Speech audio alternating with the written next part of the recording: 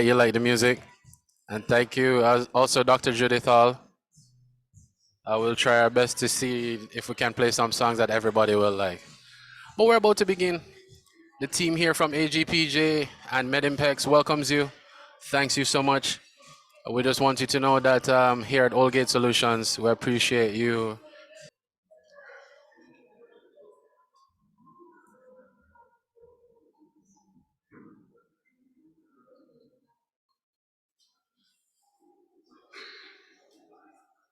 Over to you, Dr. Gordon.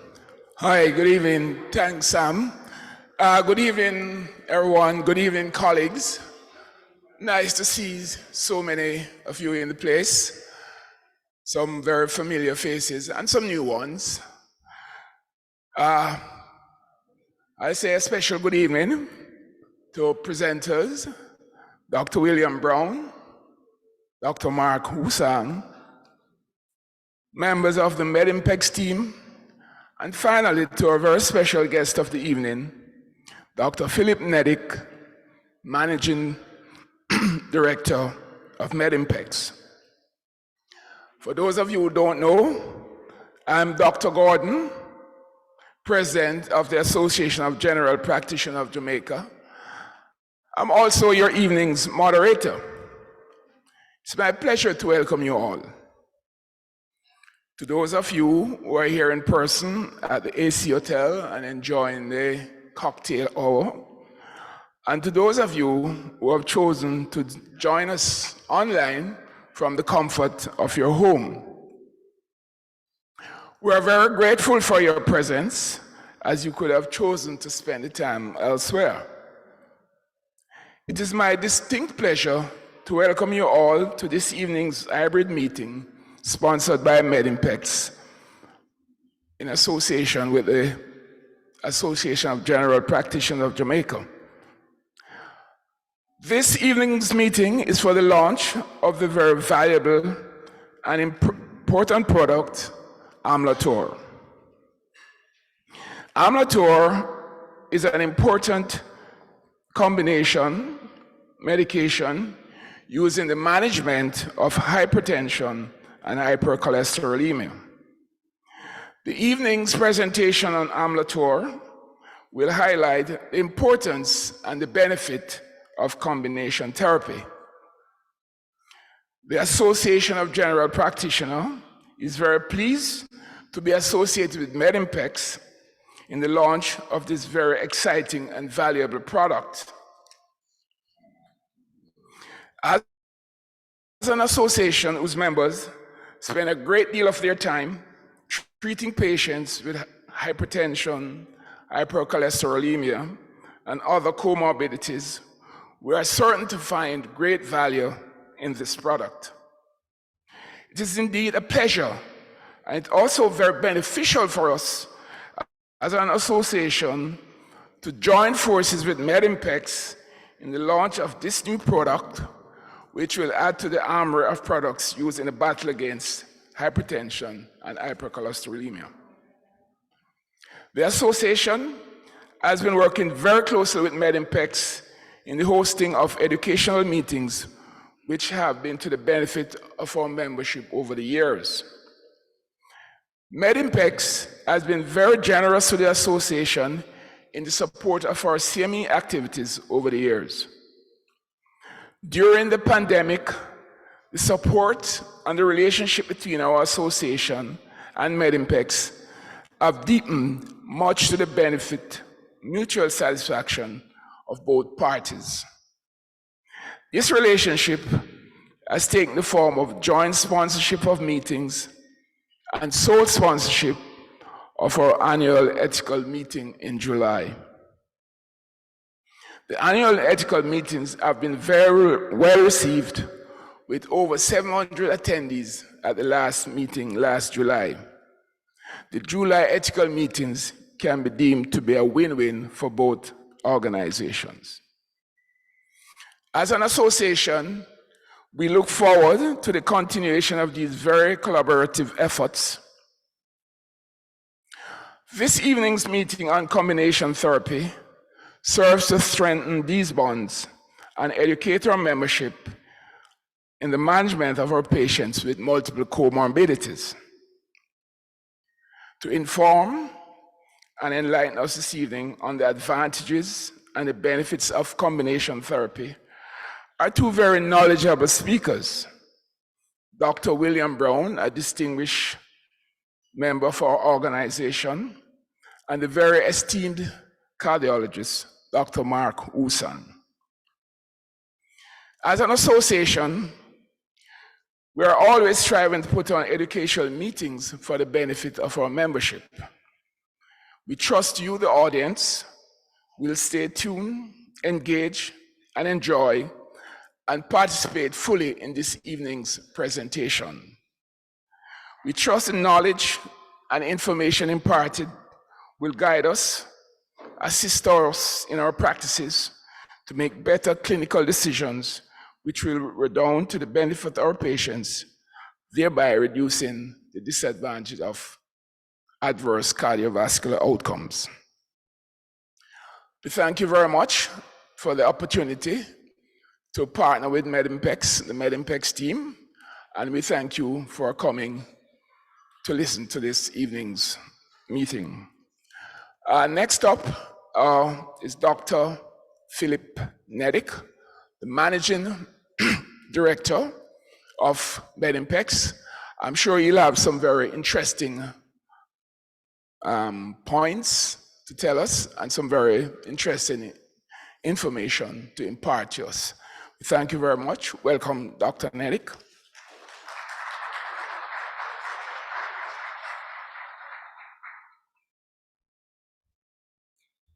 Thank you, Dr. Gordon. Thank you for your nice words. Ladies and gentlemen, dear colleagues, it is my pleasure to be with here tonight. And it's really an honor to be here in Jamaica and in front of Medimpex, which is having a strong support from you for more than 4 decades. And listening tonight about combination therapy, about Amlator, I cannot but not to think about one of the proverbs that say that medication is much more effective if the patient is actually taking it. So speaking about the compliance and about our effort to help you, to help patients even better, I find this really important mission and really important legacy that Medimpex is having here for decades. I would use this opportunity to thank you once more for being here tonight, live and online. Thank you for your support. I would like to thank to my team for their hard work making this all possible, and also to each Medimpex member who is contributing to that effort that our products are reaching our patients every day. Thank you for being here tonight and enjoy.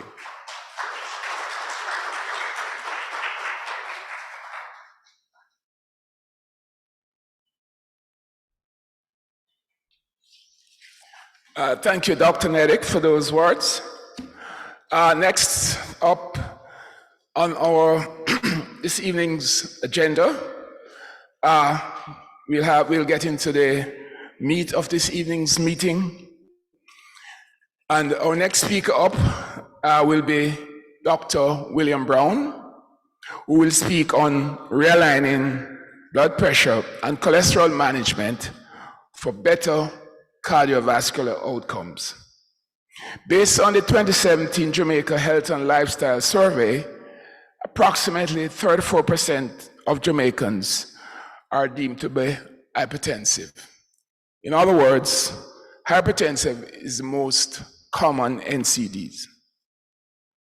Based on various studies, not just in Jamaica, but all over the world, 70% of patients who are hypertensive are poorly controlled. So the importance of combination therapy in terms of improving these numbers and improving the outcome cannot be understated. To introduce Dr. Brown, I'll invite Sasha Dixon, Med Rep from Medimpex. Sasha.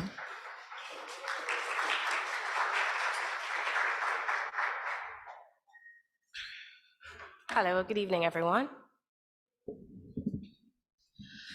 Dr. William Brown is a naturalized Jamaican since 1988. He was born in Ghana and has been in general medical practice and a family physician for the past 30 plus years.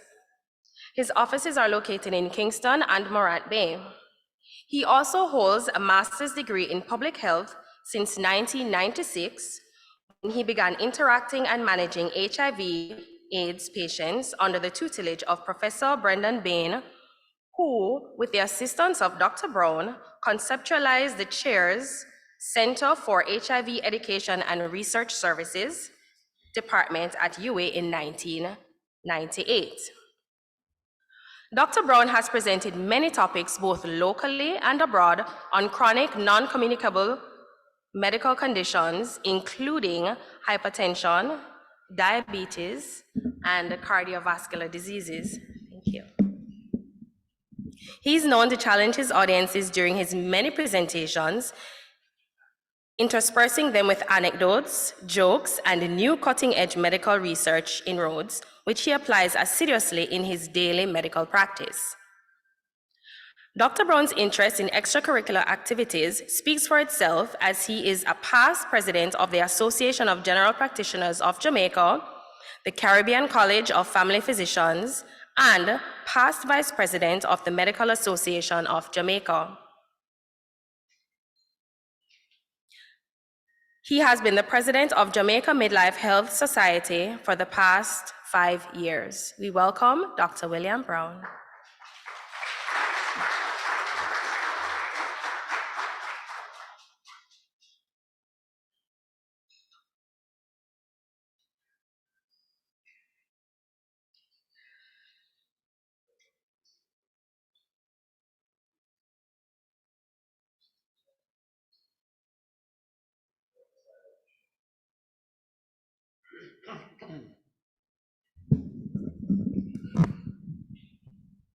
Good evening. Thank you for the invitation. You look at the topic and it's a little bit different. And this is speaking to doctors particularly. We're facing challenges of in the same patient. As was said earlier on, we have quite a few patients who have both hypertension and high cholesterol levels. So this is a challenge to us. And this evening we're going to look at some of these factors and see how we go about it, resolving them. So this is the pointer, this is forward. So these are some of the challenging questions that we hear every day at our practices. So why is it so important to control blood pressure to reduce CV risk, for example? How do you reverse high BP and cholesterol? And the example, and does stricter BP guidelines prevent CV events? We hear that every day. But what's more important is that what can we do to get doctors to adhere to guidelines so we can help patients to reduce their risk? More challenging questions. Why is BP an important CV health indicator? When is the best time to take BP and cholesterol medication? Do we take them together, apart? What time before meals, after meals? Which practices are beneficial for hypertension, cardiac patients or problems? And what is primary prevention of cardiovascular disease? Primary prevention. So the disappointing thing is that, yes, we have a lot of information in terms of how to control hypertension, but there are still increasing numbers of CV deaths. And we all know that hypertension often aggregates with other CV factors, especially increasing morbid mortality. Now, while effective therapies to treat hypertension exist, and we do have effective therapies, in the last 50 years, I still saw a patient with Aldomet today, almost blacked out. A lady, 45 years old, on Aldomet. You know what I told her. There are two major issues accounting for these disappointing results. One, we start treatment too late. And two, a lack of effective translation of the research findings into daily practice, guidelines, basically. So why the disappointing increase in hypertension-related CV deaths? Clinical guidelines again. However, real-world data show that sufficient compliance with these recommendations and patient adherence to BP and lipid-lowering treatments remain very, very poor. This results in poor risk factor control and an increased risk of adverse outcomes. So let's delve a little bit into the genetics. What is it about genetics and cholesterol, or genetics and high blood pressure? There are some new concepts, and we're going to go through quickly in the next 2 minutes. And results from genetic studies suggest that lifetime exposure to lower BP and cholesterol levels due to protective genes mutations can provide greater cardiovascular benefits than middle or late interventions. So there are some persons who are protected. All right, so they will never have high blood pressure, even if they eat salt and they put on weight. From these results suggest that an effective reduction of both BP and LDL cholesterol can have a huge impact on the risk of CVDs, particularly when the treatments are initiated early. And a routine use of statin therapy may provide added value in reducing this risk. More lessons from genetic epi. These studies have identified the SNPs, we call them single nucleotide polymorphism. So the more single nucleotide polymorphism that one has, the more the person is protected. All right? So these analyses of studies investigating the SNPs on blood pressure show that patients carrying multiple of these polymorphisms have a lower systolic blood pressure and a lower rise in systolic blood pressure with age than people without these protections. In addition, lower lifetime exposure to higher BP or cholesterol patients with protective SNPs leads to a much lower cardiovascular. What are we saying? You may be protected genetically, but if you expose yourself to all the risk factors, to the weight gain, and to the salt and all that, it nullifies your SNP or SNPs. All right? One more to go.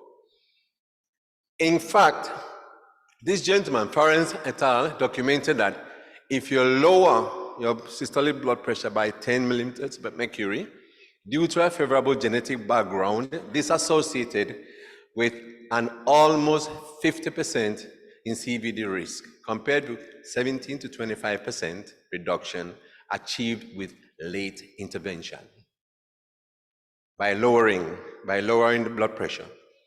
So similar data are available for cholesterol.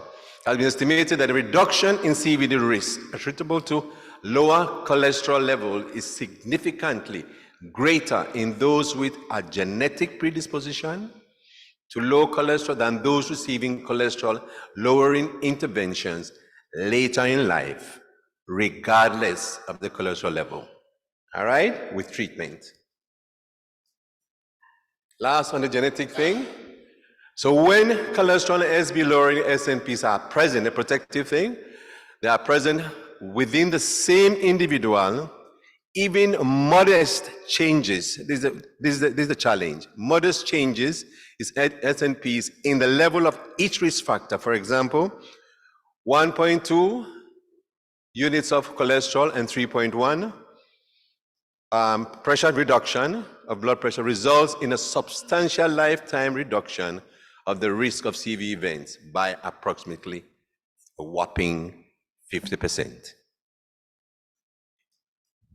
So what's the place of single pills combination in reducing cardiovascular risk? Who saw a hypertensive today as doctors or nurses? Anybody can show by hand? Hypertensive. You saw one today? You saw one today? That patient had cholesterol levels high? No? Who saw a patient with cholesterol? Don't be afraid. You saw one with cholesterol? The person had high blood pressure? Anybody else? Doc? Nobody see anybody with high blood pressure today? With cholesterol? High cholesterol levels? All right, we see that every day. People are just shy to say it. But the whole point is that there's a place for single pill combination reducing cardiovascular. Do you agree? You agree or you don't agree? Everybody's dead. You're hungry.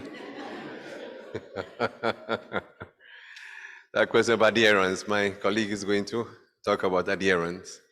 So the use of single pills combinations can partially mitigate these issues as they are associated with increased patient adherence. We said that.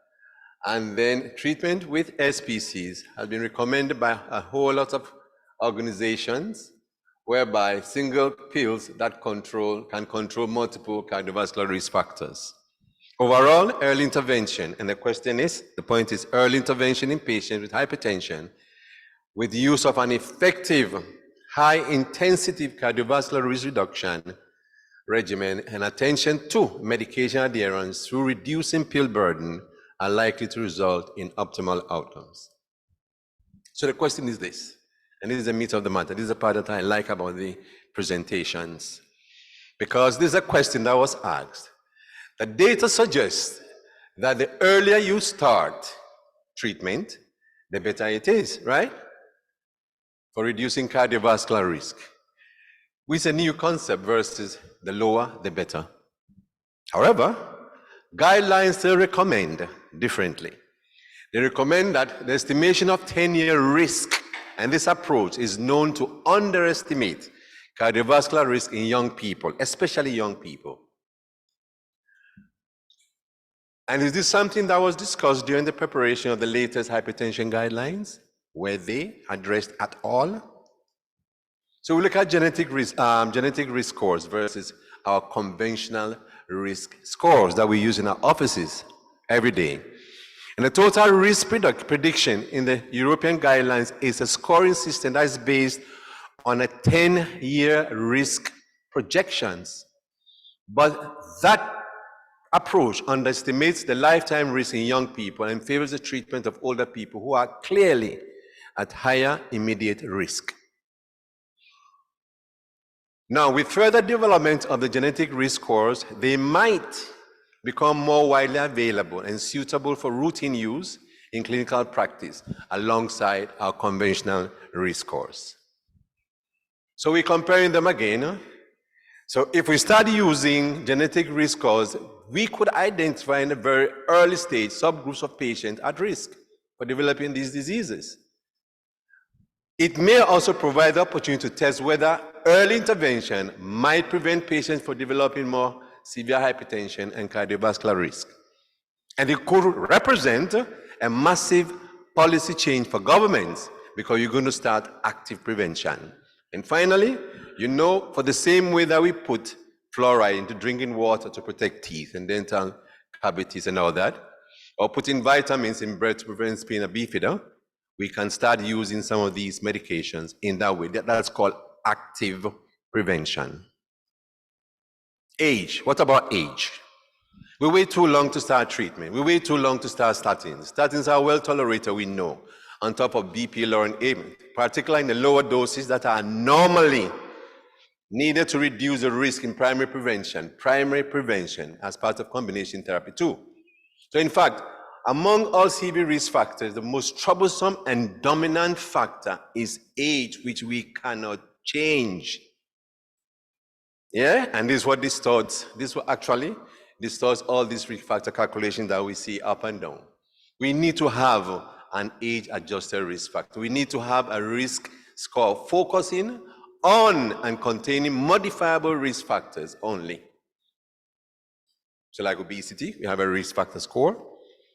And these modifiable risk factors need to be intensively and aggressively addressed. And finally, genetic epidemiology may address this issue because genetic risk scores can be used much earlier and are independent of age. We're talking about genes, genetic. So, how do you detect this cardiovascular risk?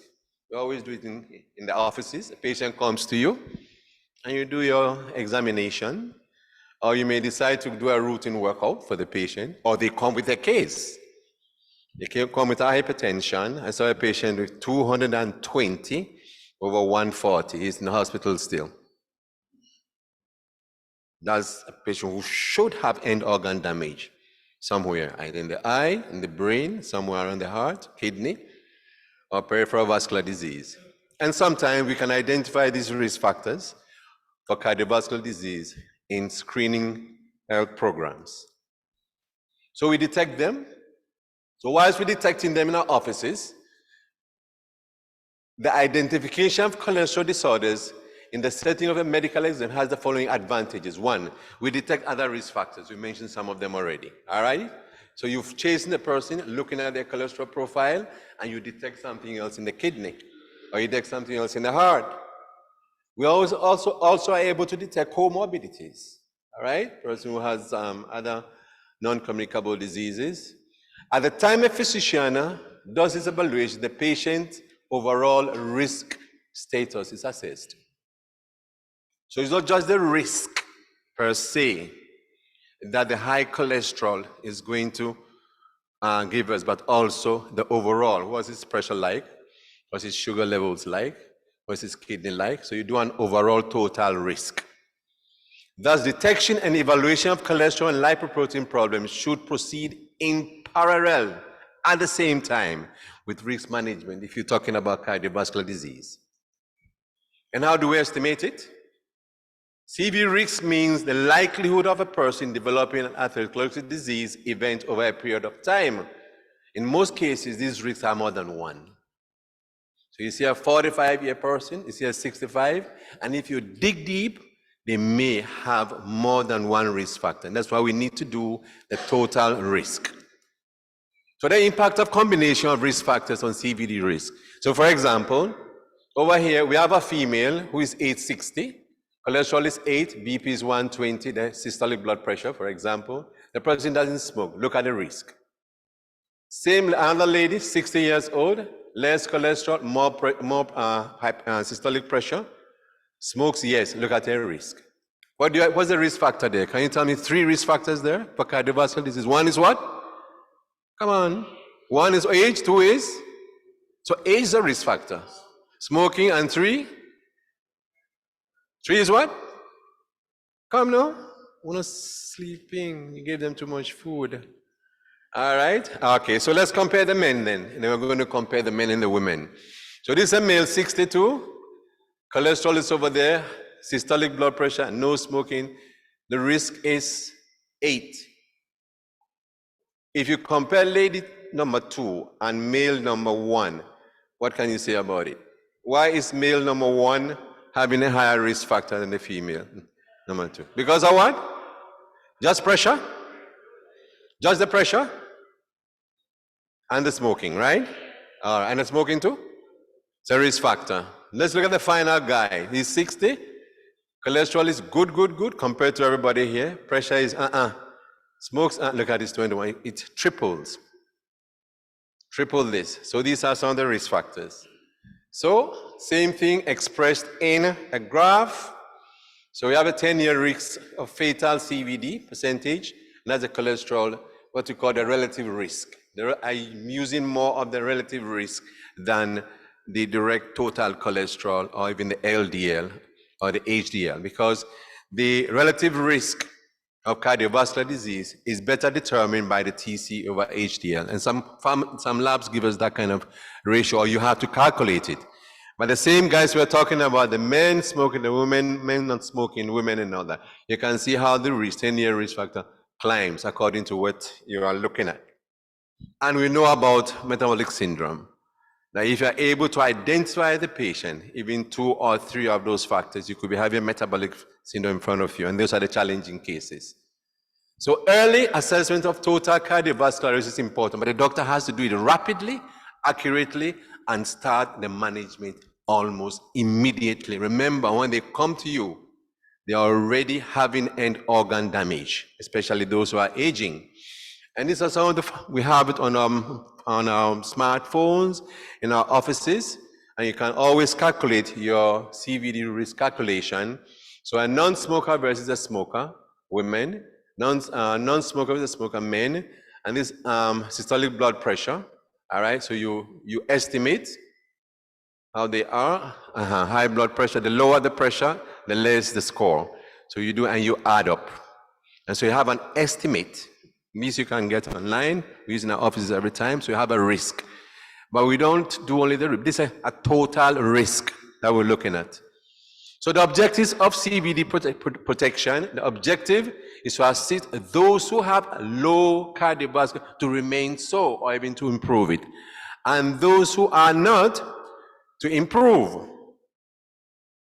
So some of these factors we mentioned already: the smoking, the food choice, the physical activity, the BMIs, the blood pressure, the total cholesterol, the LDLs, and the HbA1c for the diabetics. We know all that already. That's just, and the management of this risk, including high cholesterol, is to assess total cardiovascular risk and identify risk factors to be modified. So for example, if a 10-year risk of CV death is less than 5% and will not exceed 5% if the individual's risk factor combination is projected at 60.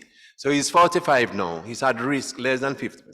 And you project it by the risk calculation by 60, you still be less than 5. That person can do very well. Professional advice on diet, regular exercise, stop smoking, and should give the cardiovascular risk a low risk. All right? Welcome, Dr. Henry. Welcome. In this case, the risk assessment should be repeated at 5-year intervals and not at yearly intervals because the patient is at low risk. Let's look at the others. So management of these risks means that we have to look at established CVD, diabetes, markedly raised lipid levels, score more than 10, more than 5, and less than 5. All right? So all these patients who have established cardiovascular disease or diabetes or high cholesterol, they're already very high risk. And we don't joke with this patient, you're going to lose them in 2 years. You have to go hard on them. So if they have to see you every week and you have to reduce your charge fee by 50%, do so, because this patient is at risk.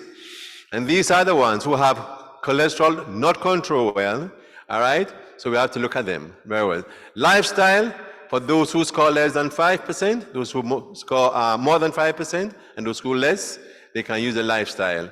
But then, as lifestyle doesn't work, you have to move quickly to high treatment. So you move the patient from low risk or medium risk to high risk or very high risk, and you start your treatment and management almost immediately. Next question, this is the part I like most. I'm not confident that absolute risk reduction through use of statins. Why should we use statins? Why can't we just start lifestyle disease and just leave it so? What the guy is asking, do we have enough data on low risk hypertensive patients for primary prevention? Do we actually have? Look at the answer to that. We said age is a major risk factor. Of course, age is a major risk factor. And in the UK, physicians have been aggressive using statin-based treatment on age, offering treatment to every man over 50 or woman over 60 years of age if they have other risk factors like hypertension. Routine use of statins, routine, it no matter. People are now taking statins the same way as aspirin. We should change the mindset, our mindset. And instead of looking at the hypersensitive patient in the clinic and thinking, should I give this patient a statin? What are the side effects? Do I start today? Do I start next week? Do I wait until the cholesterol drops? Although you have organ damage or signs of organ damage, we should say, should I give this patient a statin? Switch that question around and say, why should I not give this patient a statin? Interesting, eh? Similarly, why shouldn't I optimize the patient's CV risk if I decide to treat hypertension? I should. The leading reason for hypertension treatment is to reduce risk. And therefore, this is the mindset we need to change. We need to regarding non-drug approach, you all should always take into account that changing the patient's diet or reducing severity of obesity, yes, it's important, but however, it's only 10 to 15% is achieved. So diets alone don't work. So don't let patients push you and say, I can't start the statins, I can't start the high blood pressure medications because it's going to affect my nature. Demand them. Not helpful, not at all. If the person is not going to adhere to pharmacological treatment, neither are they going to adhere to non-drug approach, believe you me. So you sit them down and you say, let's see how the weight goes down by 5 pounds a month or by 3 pounds a month, and they come back and they not do, because they're not dieting. We see it every time. So that's not helpful at all. When adopted alone, this approach to obtain a significant improvement in BP, not at all. So all this about recipes for low cholesterol and food list and TLC diet, not working. 10%, not working. Forget, add it, start with it, but have behind your mind that you need to move on. Drug delay. When do we delay drug therapy? All right, a patient might benefit from pharmacotherapy is likely to adopt lifestyle modifications, but you have to sit down, establish an honest conversation, assess the efficacy of the lifestyle changes, and you bring the person back for follow-up. So in 1 month they come back and they are better. The weight is better, pressure is controlled, cholesterol is okay, sugar is okay, and all that. So that patient, all right, has reduced BP, lipid levels, initiation of drug therapy may be delayed, or the ongoing drugs may be discontinued. It's a lot. So remember that drug treatment inertia worsens cardiovascular risk. And we doctors, we delay and delay and delay. Limited benefits of drug approaches, we know in general practice, these approaches actually do not work very well, and too many patients have uncontrolled BP and lipid levels, owing to the fact that these patients and us, the physicians, have already waited too long for a breakthrough in the treatment of BP and lipid level reduction with non-drug interventions. So assessment factors, we also know these on. So when the person has no risk factors, then more likely they're not going to have any cardio. But as time goes on, they may add risk factors. As they get to risk factors, you have to continue the lifestyle, but you have to start treatment. And as they have established cardiovascular damage, renal damage, then you know what to do. Lifestyle, yes, and more drug treatment, as we said. Same thing, high risk, low risk, moderate risk, and medium risk. Next question. Should we forget studies saying that taking statins at night is more effective for cholesterol reduction, give priority to improving adherence by adding statins to the morning dose? Somebody wants to answer that for me? I know you are very brilliant. Doctors are very brilliant, you know. Anyone want to answer? Participate, man. Should we continue giving statins at night? Anybody? Any brave soul? When do we give statins? Morning, afternoon, or night? Night, why? Anybody will help? Why do we have to give them at night or not in the afternoon? Before lunch, after lunch? Before breakfast, after breakfast? You can give it any time? Why? It doesn't matter when you take it? Oh, that's what the literature says. All statins or the high potency ones. Most statins. All right, so look as if I'm agreeing with you. The whole issue of nighttime administration of statin treatment, which still prevails in modern day thinking, came with early statins which are short acting. But most of them are now long acting, so it no matter when you take in the morning, afternoon, or evening. All right? These are relevant, more modern, because they are long acting and can be taken anytime you like, with or without food. Patients should be told to take their drugs when they are most likely to remember them. That's more important than worrying about circadian rhythms. And they forget at night because they watch TV and fall asleep and wake up and they haven't taken the statin. And they come with a minor stroke, if it's not a major one.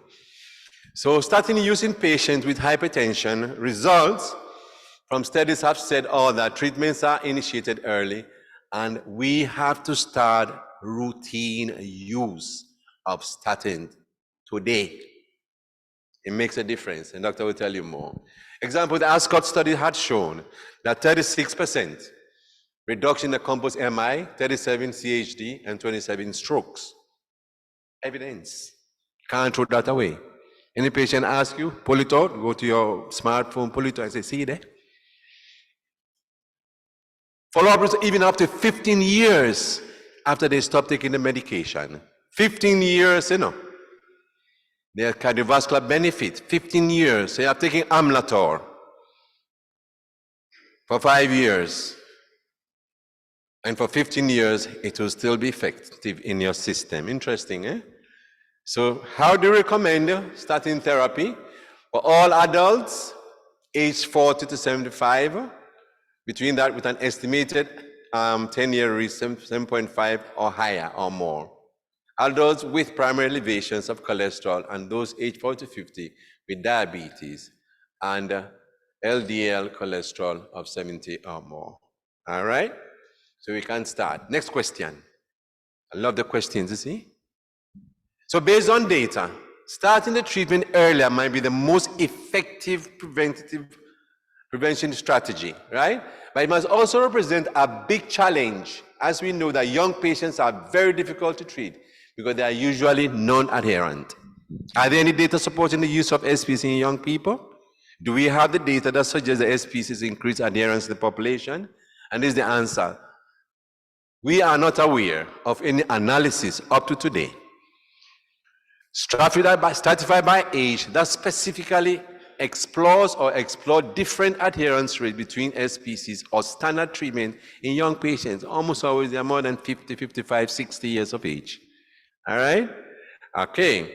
Usually, young patients want their disease fixed. This will not be the case for hypertension, as strong genetic background often accompanies the emergence of disease in young adulthood, and aging is likely to complicate management. So it's important to prescribe treatments that have a minimal impact on their daily routines. For example, usually in the morning, if you figure they have taken in the morning, give in the morning. All right, so don't forget. And finally, it's however important for these patients to start treatment, as we have evidence suggesting that early effective treatment might result in long-term CV benefits. So the impact of adherence, I'm not going to go there much because Mark is going to address that. But look at something. In a population-based study, 58,000 persons from Finland showed that, so they look at both patients. Those who are taking, who kept to their antihypertensive medications only, those who kept to their statins only, and those who combined both properly. All right? And so those who did the statins, but didn't do the statins, but they did the hypertensives, had a 1.8-fold increase risk of death from stroke. And those who adherent to statins, but not to the blood pressure, 1.3-fold. But those who did both was a whopping, who were not adherent to both, had a whopping 7.4% risk in the risk of death from stroke compared with a fully adherent patient.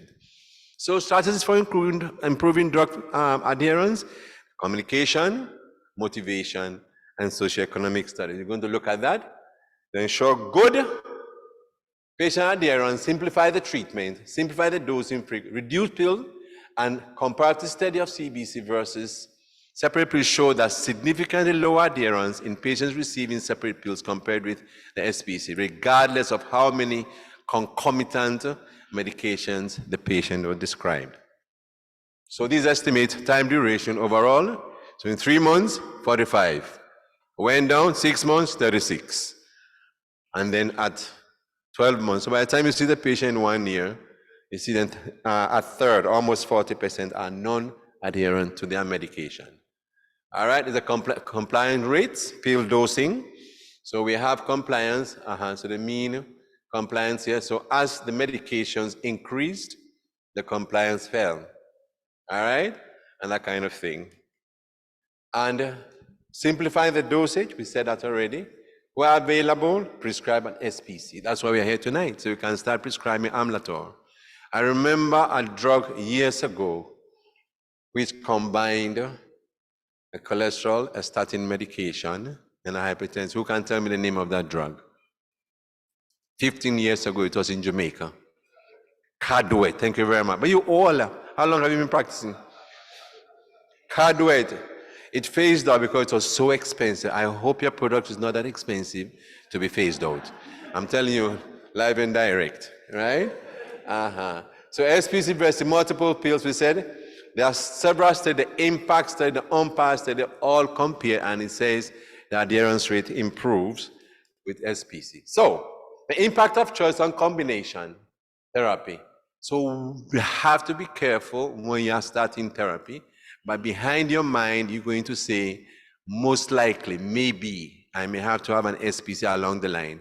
So you choose your antihypertensive in such a way that along the line, the patient will say, I'm not taking 5 tablets anymore. I'm taking 2 tablets or 3 tablets. You know what it gives to the patient?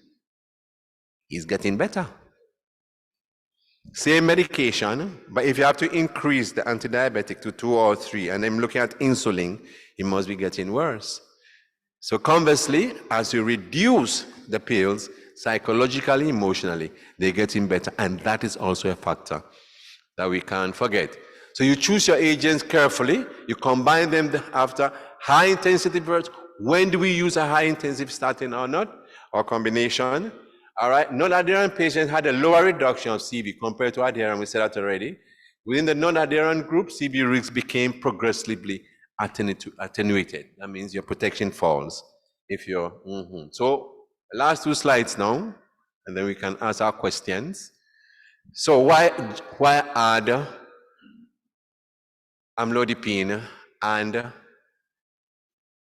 atorvastatin?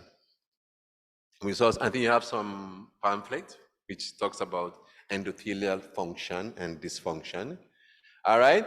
So hypertension and hypercholesterol risk factors for often coexist.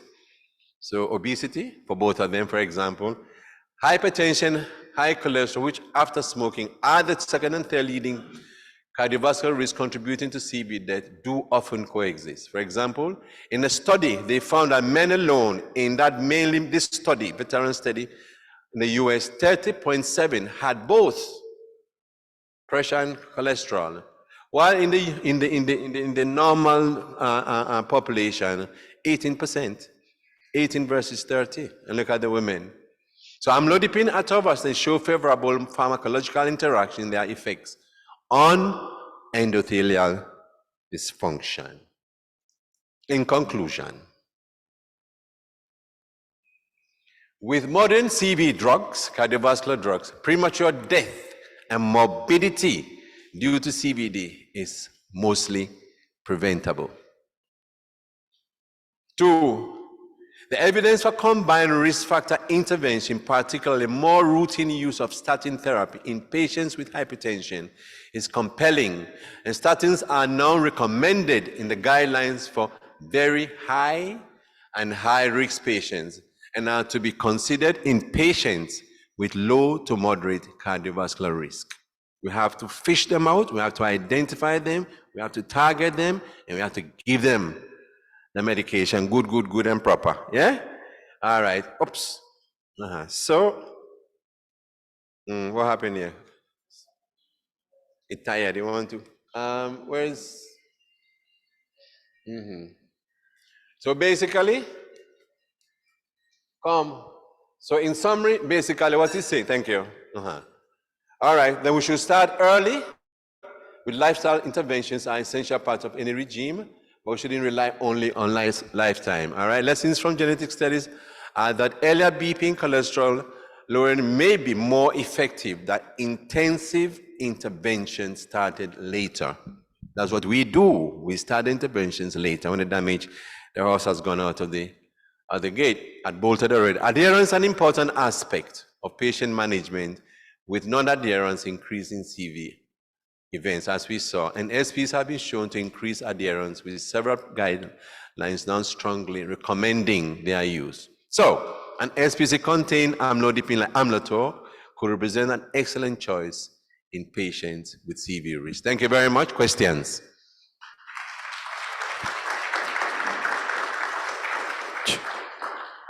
Thank you so much, Dr. Brown. All right, so we have a few questions online. I'm gonna ask you to step right into the light there so persons can see you. Right under the Amlator logo there.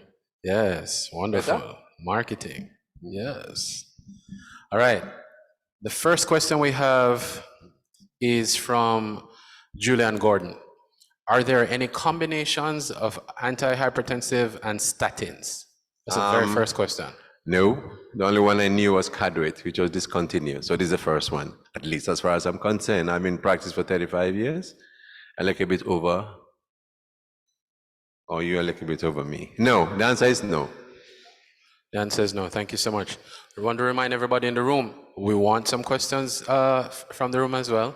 There's a wonderful microphone set up right there. Ah, there you go, first gentleman. Yes, sir. Step right up. Good night. Good. I think your microphone's off. Just press the button for me and see if you see the green line. Sorry about that. Thank you. We can talk from now till the cows come home, as the saying goes. We can put any drug on the market and any combination. In any third world country like Jamaica, we have to realize we are dealing with two different populations. In Jamaica, we say uptown and downtown. A lot of the patients who come in because of complications, and there are a few doctors here tonight who have worked in the emergency department. Back in the days, it was called casualty at UHWI. And we realized that there are a number of patients who come in with complications. Those complications are because of non-compliance. Why is there non-compliance? It's a cost factor. And therefore, a lot of the medications are out of the reach of patients. So you can tell them start early, or you can try to get them and come in to be reviewed. They don't have the money. And a lot of the patients, as Mark will know, Lisa will know, Eric Williams, I think, is here as well. We have a lot of these patients coming in with complications because of non-compliance, which costs the health sector much more than if the medications were cheaper. I'm not hitting at any particular drug or any pharmaceutical company, but the majority of our patients simply cannot afford the medication. You will have patients coming in every 3 months as the appointment normally goes, and they will say, oh yes, doc, I've been taking my medication, but when you look at the dates, well, how can you take 3 months medication every day for 6 months? And that is a reality that we have to face. True. Dr. Gordon, you have something to say? Now I make my comment. Very controversial.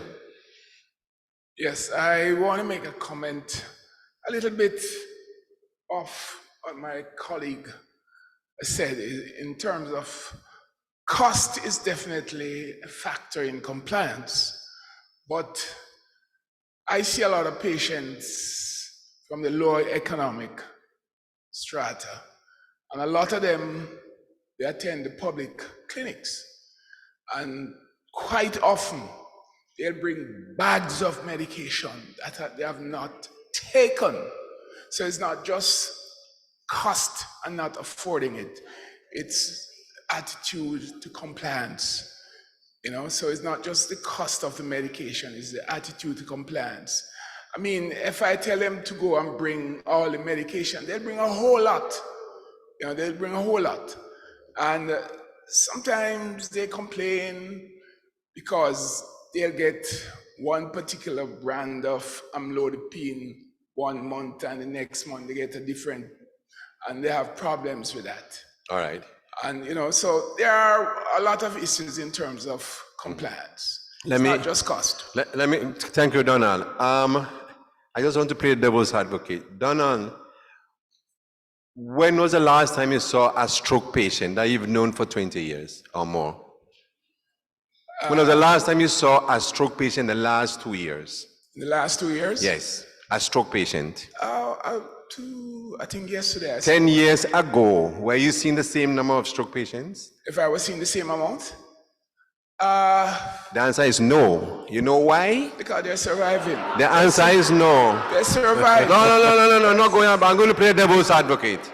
The answer is no. I am seeing less pressure patients. I'm seeing less patient with hypoglycemia. I'm seeing less patient with heart attack. Now, I'm not going to refute the fact in casualty or emergency, with a different ball game. But in our practice, not even in the public health system. Remember the burden, the techniques you have to use to motivate the patient to reduce pill. Adherence, yes, motivation is one. If you have motivation, although the patient may not have all the money to do it, NHF is there now. They may be motivated, or the fear factor. I tell them about the fear factor. I say, who in the family had stroke again or heart attack? Oh, my uncle. You don't want to end there. So even if they have 15 pills, it will take them for 30 days, but they do, because you ask them to bring the empties and you can count the pill. So to me, whether there is money or no money, whether there's NHF or no NHF, whether there's motivation or no motivation, I think 15 years before to now, there has been some improvement in our patient out. I don't know what Lisa has to say. Lisa, do you have the same, you share the same thing with me? What do you think? You see more stroke patients and more heart attacks and more strokes and more, you see more? Because they come to you at one end when they are already complicated. We see them from the beginning. Once we start working well, you're not going to make any money, because we don't send them to you, but it's all right. Anybody else has anything to say? Mark, are you seeing less patients? I have another question on the line. Another question? Yes, come on. What are your thoughts on reversing, forgive me, atherosclerosis? What do the guidelines say or what does the current literature say?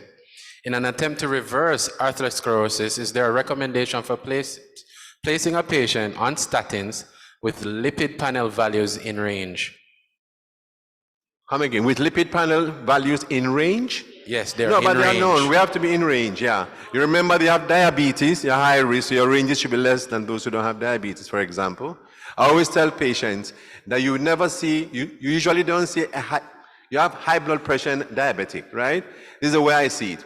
Not all hypertensives, or not all hypertensives become diabetics, but most diabetics become hypertensive, and the link between the two is cholesterol. So you have diabetes, the cholesterol builds up, you have plaque formation, hardened blood vessels, and you become hypertensive. All right? I don't understand what the question is about, but the values are there. 1 point LDL or HDL should be more than 1, and LDL should be less than 3 or 4, something like that. All right? But there are values there which says that if you are diabetic, you should be more stringent on the control of cholesterol panel. Do I answer your question, gentlemen online? Yes. Yes. Hi, ladies and gentlemen. Dr. Yes. Brown? Yeah. I'm short. I think the explanation to that question, as most doctors in here, I'm a country doctor, is that when they do the cholesterol test and the cholesterol comes back and said, I am 4.3 or I'm 5, or they're on the borderline 5.2, they're going to tell you that they went to another doctor and the doctor told them that they did not need to take cholesterol tablets. Because they are not doing the guidelines properly. Our job is to educate them also. Exactly. So you have to explain to them, although your cholesterol is 5, the damage was already done, plus you're already overweight and you love stew peas. So I think maybe we have to bear in mind our culture and educate a little. Sandra, let me tell you how I solved that. I asked my nurse to photocopy the guidelines and I give it to the patient. And when the patient goes to the next doctor and give it to him, that's all. Yes. That's all. How many minutes does it take to do that? 2 minutes. Next question. Time is going. Mark is ready. Mark is boiling. Online question. Yes. It's a two-part. First part, do you increase dose or add medication if patient blood pressure is 160/90 if she only missed her morning dose? Do you treat them when they have 160/90? That's a high 160/90. Would you increase dose or add medication if the patient is missing her morning dose? Who wants to answer that? I'll leave that to you. The brilliant minds. Straightforward question. What do? You increase it? Just increase it? Or you do something else? Anybody? You do what? You go combination. So instead of stepping up, you are using drug A, instead of doubling it up and more likely introduce side effects to the patient, you stay at the low level of drug A, bring in drug B, together is better. All right? So you do that, and if not, you add a third drug. So you keep on adding. Now we have medications, we have triple therapy in one, not two, but three medications in one, and the patient continues. And so I usually don't increase the maximum. I start doing a combination therapy, and then whatever comes out, we follow watching their parameters, whether they are improving or not. Last question. Second part of the question before the last question. Once cholesterol levels go down and a hypertensive patient with obesity, do we discontinue statins? The room says no. The room says no. You want to explain why, Dr. Lisa? So you have a patient, high cholesterol, high blood pressure, pressure goes down, and you decide to cut down the statin. And you look after the patient 1 year, 18 months, they're good. I'll tell you some secret when you answer me that question. Will you discontinue the statin, or is for life?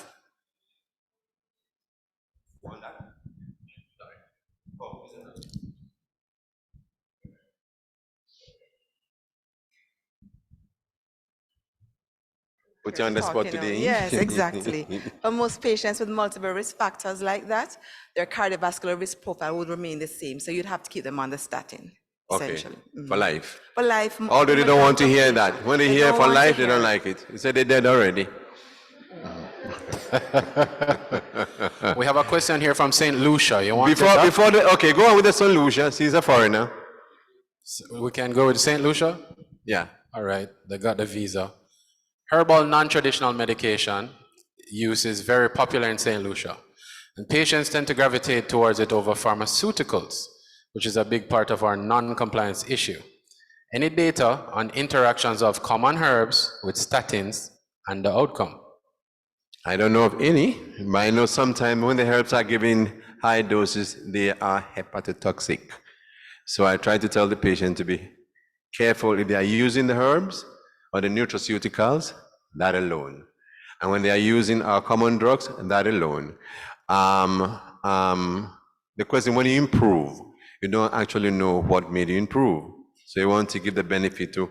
I don't know of any studies. Do you know of any studies, Mark? Using herbs and drugs together, or if there are any herbs which have improved people with cholesterol or side effects or improvement? No, they're not. Yeah. Okay, just checking. No, I mean I don't know of any studies, and I mean a lot of studies with the herbal products and the nutraceuticals. A lot of them are not truly randomized, double-blind kind of things, and there's usually a heavy bias just based on the study design for many trials. Well, anecdotes, yeah. Very anecdotal, and even if you do like a Google search, what you'll find is that the top 10 searches all take you to companies that are selling it and use anecdotes and people, and they pick people offline, and the companies actually make up the stories for some of these patients, and there's data to support that, where images have been stolen from photographers to use that. Also, I mean, with herbs, I mean, it's not a controlled industry, so you don't really know what you're getting. Even if you know what you're getting, you don't know how much of what you're getting. So who's to say what dose is the right dose? So, I mean, sure, for sure, some herbs might be beneficial. I mean, there's the impact of red rice yeast for lipid control, which is believed to have a statin-like effect.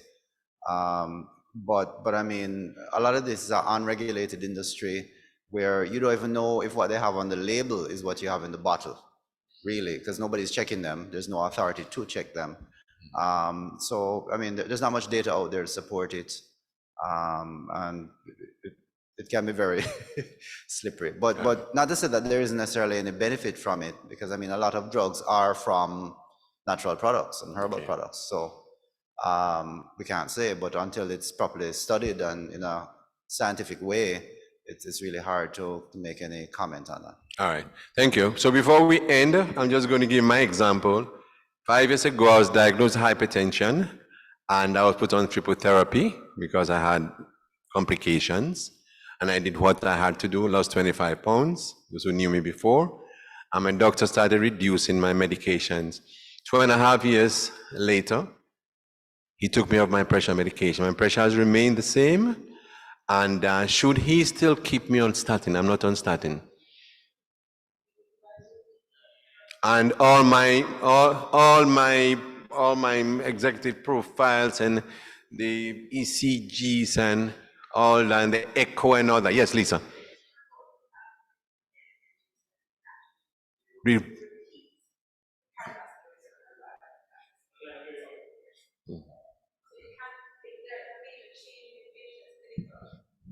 If there's a major change in your patient's clinical profile, you can actually repeat the risk score and see what's happening. So they stop smoking, their weight is down, blood pressure is better. Eating you better, can repeat dieting. it, yes. It's still a little bit difficult, and in some patients, their risk profile is better. I'll reduce the statin dose. I actually do.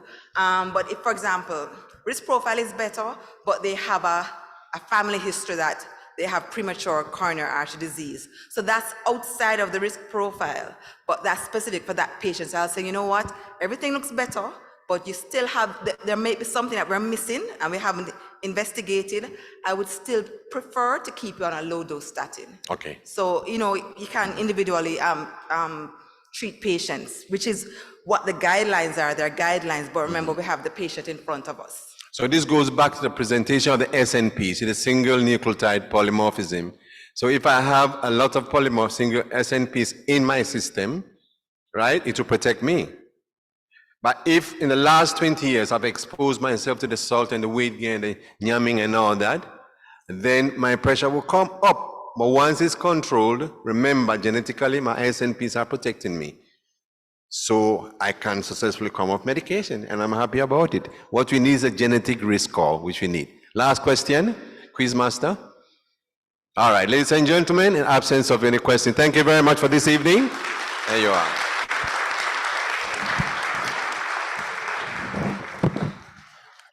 Thank you, William, for taking us through the CVD risk factors and all the various measures that can be taken to control some of these risk factors. Our next speaker this evening is Dr. Mark Hosang. He's going to be speaking on adherence and management on the role of combination therapy. We will hear a lot about the importance of combination therapy, the advantages, the disadvantages, and what have you. To introduce Dr. Hosang is Lisa, my good friend. Lisa, could you please introduce Dr. Hosang? Thank you. Thank you, Dr. Gordon. Good evening, everyone. I've been asked to introduce our next speaker, and he has asked me to keep it short and sweet. So here goes. He completed his DM in internal medicine at UWI in 2005. He then followed that a few years later with a cardiology fellowship at the University of Toronto in 2009. He's a consultant cardiologist at the University Hospital of the West Indies in the Department of Medicine, a job he has held from 2009 to present. He's also currently a member of the Junior Student Curriculum Committee and the Cardiovascular Week Planning Committee. His private practices are at Winchester Cardiology Services in the Winchester Business Center and the Portmore Hospital Complex in Portmore. And lastly, his interests include teaching both post and undergraduate students. As you can see, he's a very busy person, and I'm so happy that he agreed to come and speak to us this evening on adherence, the importance of combination in hypertensive and cholesterolemia therapy. Please join me in welcoming cardiologist Dr. Mark Hosang.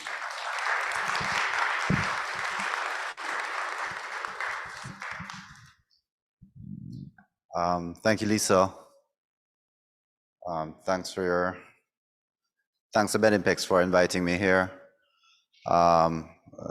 Okay. So my talk is going to be about adherence, and you've already heard quite a bit already about adherence, and probably what has already been said is half my talk. And I'm actually going to talk a little bit more than on just importance of combinations, but I'm going to talk about adherence in general. Sorry. Yep.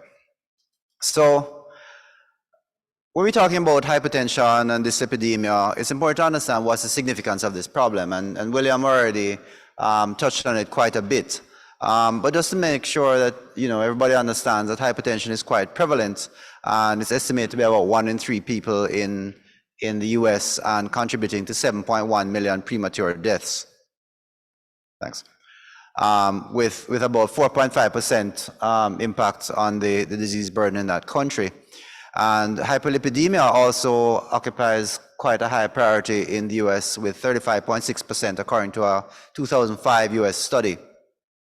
They looked at the combination of the two in certain populations. There was a retrospective study done amongst US veterans, and it showed that the combination of both hypertension and dyslipidemia was about 30.7%.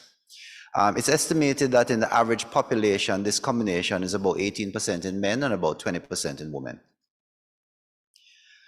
We all know from our practices that chronic illnesses often require pharmacotherapy. Yes, TLC, therapeutic lifestyle changes, are an important part of it, but many times, as William also said, that these are unsuccessful, and those patients are often not very adherent to their own lifestyle changes. It's known that 50% of the patients who are being treated for their chronic illnesses do not actually take the medications as prescribed, and no matter what type of drug you're on, if you don't take it, the full effect will never truly be realized. I'm just going to diverge a little bit and to say that a lot of us say, compliance, but there are actually two terms, adherence and compliance. So adherence speaks really to a patient agreement. So the doctor and the patient, they come to some kind of agreement as to what the plan is, and what the recommendations are, and the patient agrees to follow them. And that has to do with adherence.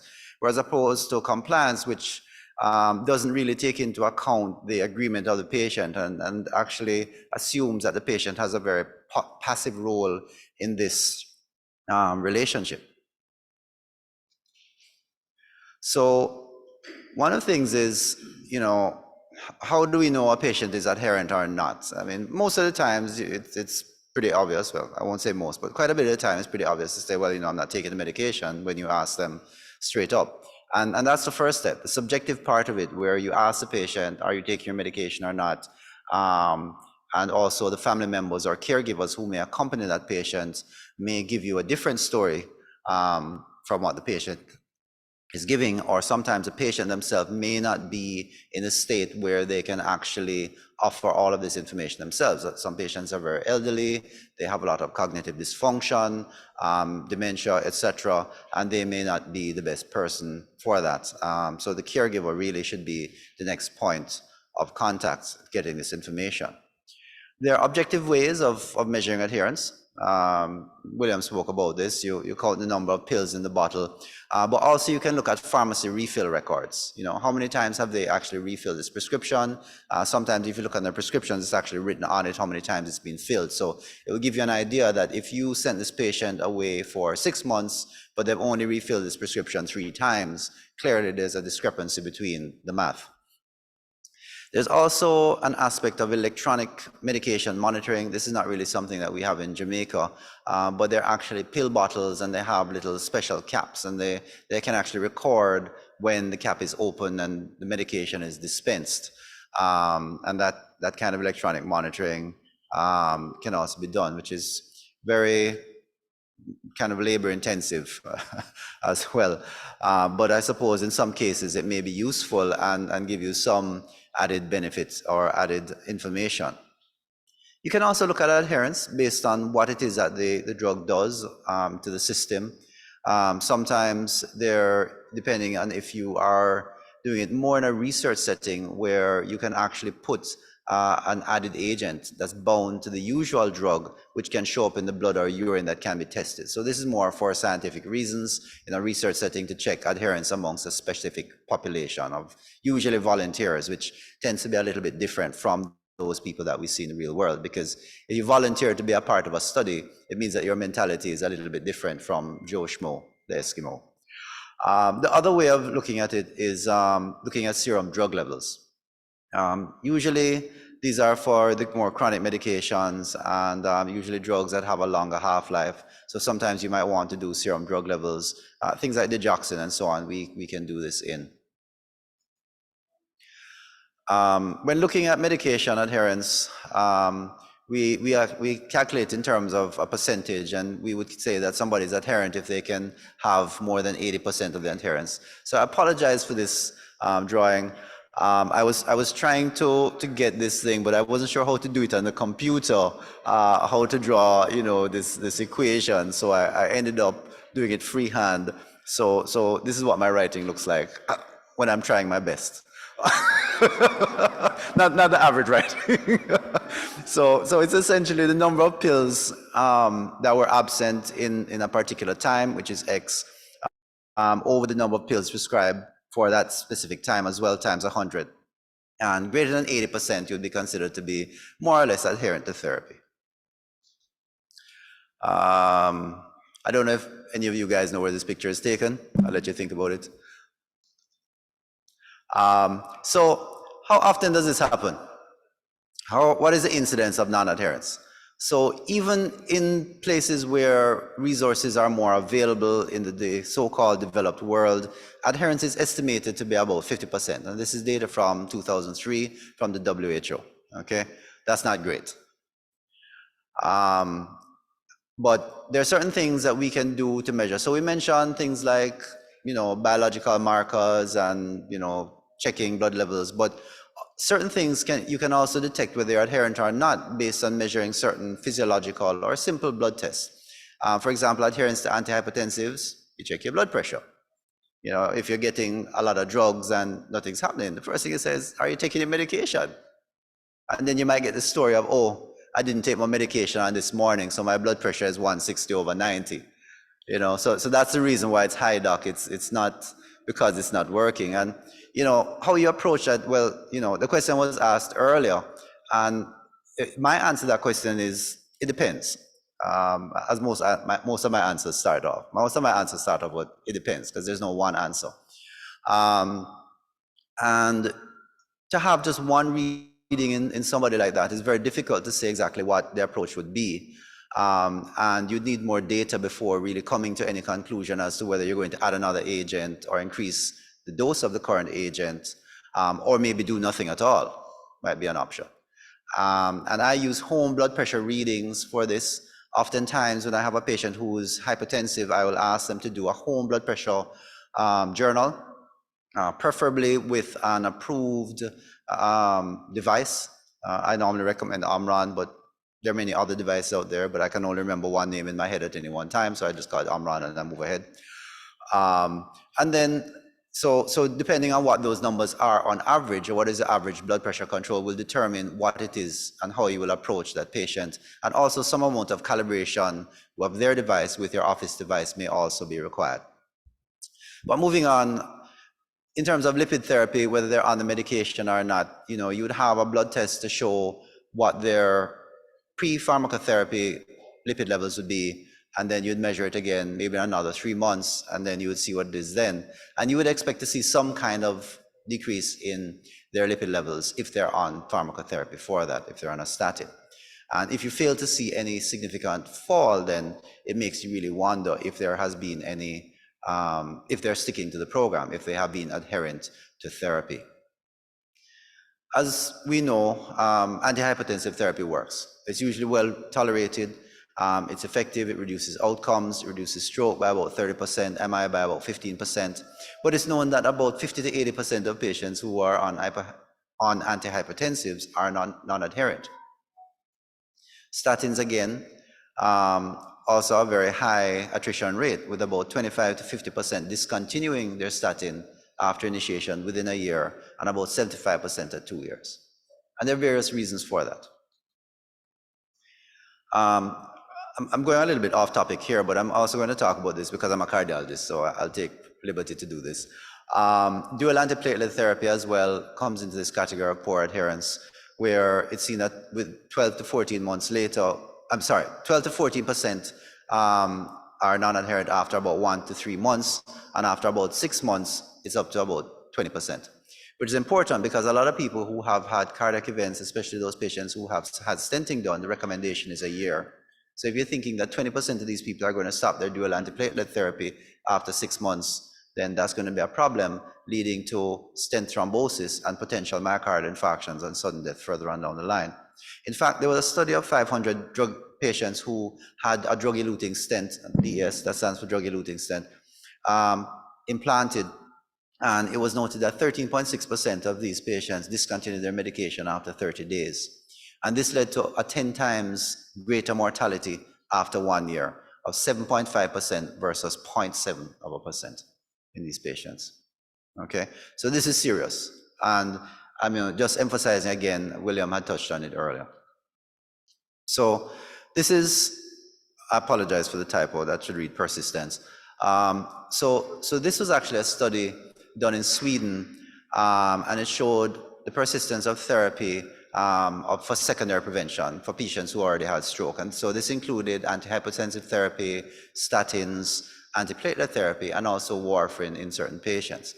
And the general gist of this is that so everybody starts off at close to 100, but there is a reduction in mortality, in adherence over a 24-month period. Okay, and these are in patients who have had a stroke, so they have already had an event. Okay, and if you look at what's that, the bottom one, the warfarin, that one goes down to almost 40%, right? Adherence after 2 years. And these people have had a stroke. It's not like these people are just like, oh, I don't feel any way, but you've had something bad happen to you. But the lesson may not have been learned. So what are some of the factors, all right? And we spoke about this earlier. So, why are these guys not taking their medication? And when I say guys, I mean both males and females, just saying, and maybe a population in between. So there are different factors that should be considered. They may be patient-related, and we look at it in 3 categories, basically: patient, physician, and health system-related. So when we look at the patient-related factors, we look at socioeconomic factors, and these are things that Dr. Singh had alluded to: the high cost of medication, definitely in certain settings, lack of transport. Not everybody lives in the city. We have many patients who live in the rural areas. We have a number of physicians here who service them. And sometimes in order for them to get to where there is a pharmacy, it's quite a distance. And many of them aren't able to get transport there or have difficulty getting transport there. It may be very expensive to do so. We know that the drug-served pharmacies are available to public patients in the public health system. But if you've ever looked at the lines at some of these pharmacies, it can get pretty wild.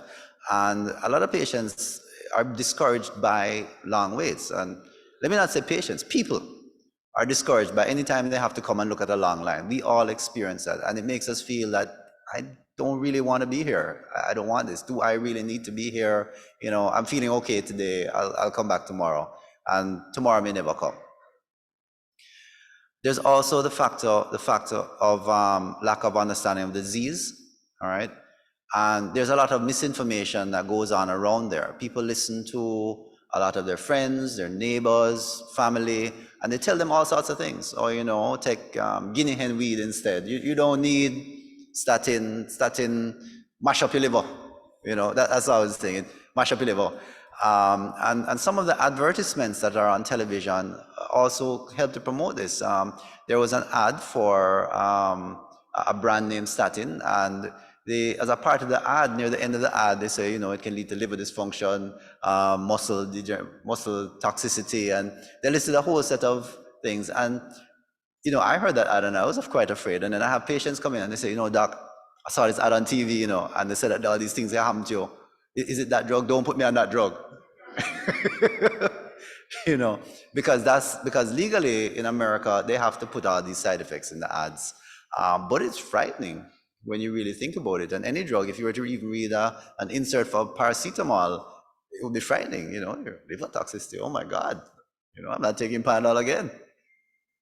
So it depends on how it is represented to the patient in the disease and the treatment. And they get a lot of information from many different sources. And now we have this whole social media thing where people are sending around memes and whatnot, so which may not always have any bearing on reality.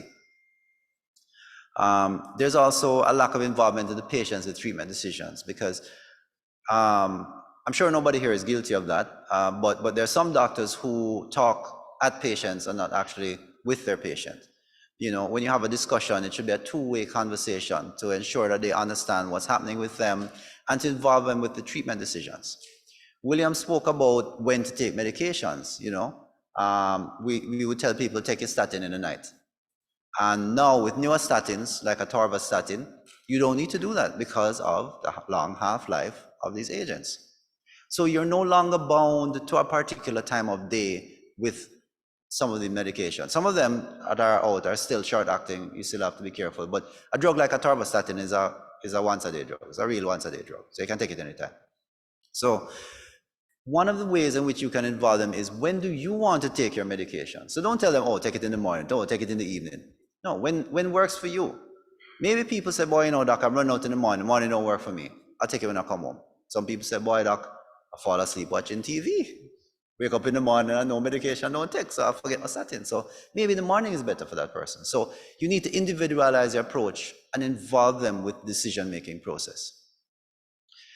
Quite a number of patients have suboptimal medical literacy. So what do I mean by medical literacy? Medical literacy basically means that their ability to read labels, their ability to understand information that they find in different sources, and their ability to actually seek this type of information and to comprehend what they find. And many patients, they have access to information. Everybody has access to the internet. Well, almost everybody has access to the internet nowadays. But how do they process this data? What do they take from these messages, and where are they getting the data from? And sometimes, you know, some people, even their just general literacy, they have problems reading the pamphlets, they have problems reading the bottle, not even knowing like how many times a day to take this medication. A number of times I have patients who are written up for twice a day medication. They come back and they say, oh, you know, I'm taking it once a day. And I say, well, why are you taking it once a day?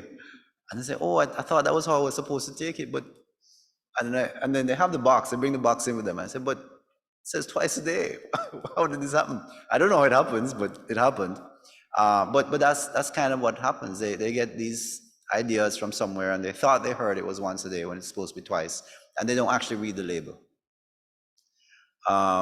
Previous experience with pharmacological therapy may also color the way in which they view future therapy. If you have a bad reaction to any medication, sometimes it makes you very reluctant to take anything else. And that's a very common phenomenon. Once bitten, twice shy. Lack of social support, especially in those patients who are in the older age group who may have cognitive dysfunction. Sometimes they don't have the social support there. They don't have somebody to say, whether grandma or grandpa or mommy or daddy, have you taken your medication today? You know, do you need to come to the doctor? When is your next appointment? What did the doctor say? They just don't have that support. Sometimes they have 7 children, but it's only one child who's actually there trying to do everything for them. And that person can't always do everything all the time. They have their own lives. Also, and I probably shouldn't have put this at the bottom. When I thought about it a little bit more, I should have put this a little bit higher. The mental health.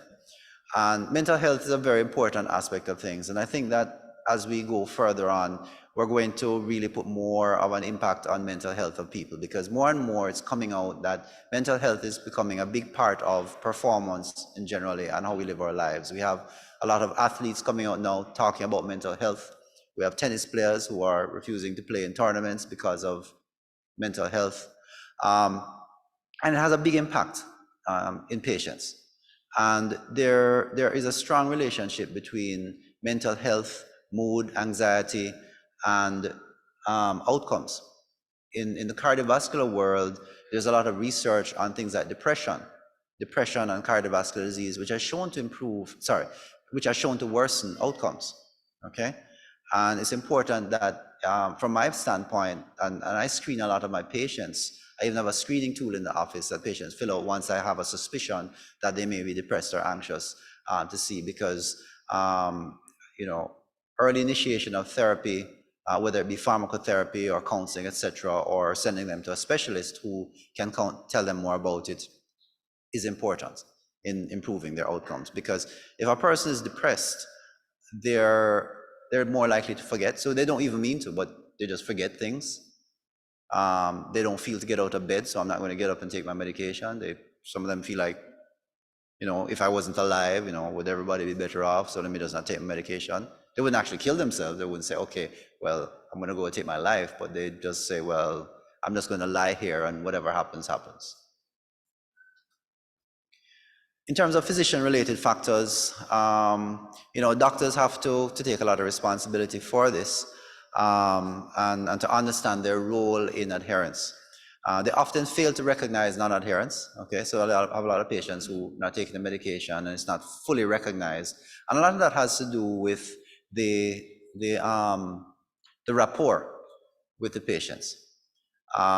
Because if patients feel that they're going to make their doctor angry at them if they tell them that they haven't been taking the medication, they will feel that they need to withhold this information. There are some physicians, and I'm sure those people aren't here, but when the patients tell them, "Oh, doc, I didn't take it," they get very upset. These physicians, they get inflamed and they start to shout at the patient and they say, "Why are you not taking the medication? You're a bad person." They don't actually say that, but that's the kind of gist that conversation goes to. And that's not a very useful approach. And really, you have to build a better rapport with your patient to make them feel that they can tell you anything. So, I'm not taking my medication, doc. And say, okay, well, why? Let's try and get through this. And you try to meet the patient where they are. Okay. And a big part of getting them to comply or adhere is to explain the benefits. How is this going to impact you? Again, you give them, print out the guidelines like William and send it in. An explanation of adverse events. So yes, okay, here's this medication. These are things that can happen. This is the odds that it might happen and so on. So, I'm being very open here. I'm not saying that this is not going to cause you to have problems. It may. These are the problems that it may cause, and this is how we're going to monitor you. And if this happens, it's not going to kill you, and we can stop and we can change. And make sure to reinforce this to them and reassure them that you're there with them to take them through this process. That's very important. Also, consideration of financial burden. Working in a hospital, I've come across it where, there are all these new drugs that are becoming available. And, we all hear about them these days, SGLT2 and whatever. And these drugs cost a lot, all right? They cost a lot. Thankfully, we do have NHF, which subsidizes the cost, but it's still a lot, even with the subsidy. And I've seen where doctors they just put these patients on these medications from the get-go, which is a good thing, and is generally recommended by the guidelines. But when you really go and dig deeper into that patient and what their social circumstances are like, you realize that it's not a sustainable approach. And yes, the guidelines do recommend these things, for sure, no doubt, you're absolutely right. But did you actually talk to that patient and find out, well, what's their support? Are they working? Are they not? Do they have people who will assist them, will get the medication for them? And these are important things to really find out. So, you see them, they get started on these things, and you see them in the clinic a month later, and they say, well, doc, I just can't support this kind of thing. I just can't do it. And it's important that you explain these things properly, because a poor explanation leads to poor understanding, and therefore a breakdown in communication and a loss of trust. It's also important to communicate with your colleagues, which is something that I always try to encourage my students to do, to really talk to people, different physicians, because many patients are seen by multiple doctors. They go to multiple specialists. And on occasion, more times than we would really prefer, there's no communication. So one doctor doesn't know what the other one is doing, and they may end up double dosing medications, and leads to a lot of confusion with the patients, leading to medication errors. And the other doctor doesn't know of any new diagnosis, what is happening with the patient, or any other evaluation that has happened with the patient. So I think that, especially for us as specialists, it's important that we try to respond to patients. And I generally try to write response letters to any physician, for any patients that have been referred to me, at least one letter after the initial evaluation to say what was happening and what I thought at the end, so that, you know, the physician knows what's going on and that I don't seem like a black hole. The other thing with health system related factors, a lot of health systems are fragmented. There's no unified system. So if I go to KPH, there's no information sharing with UA. If you go to Maypen, if you go to Montego Bay, Cornwall Regional, there's nothing happening. So when the patients move around, it's very hard for you to tell what happens. Like a patient can be diagnosed with HIV at one hospital and they come in and they're like, oh, you know, I have headache and I have this rash, and nobody can figure out, I don't understand, why is this guy or this girl having these problems? But the diagnosis is already made, but the patients don't share that information, and there are different reasons why they do that. And this limits coordination and access to information, and there's a lack of health information technology. I mean, even in the first world where they do have electronic records, many of the systems are not truly integrated because they're using different systems and different software.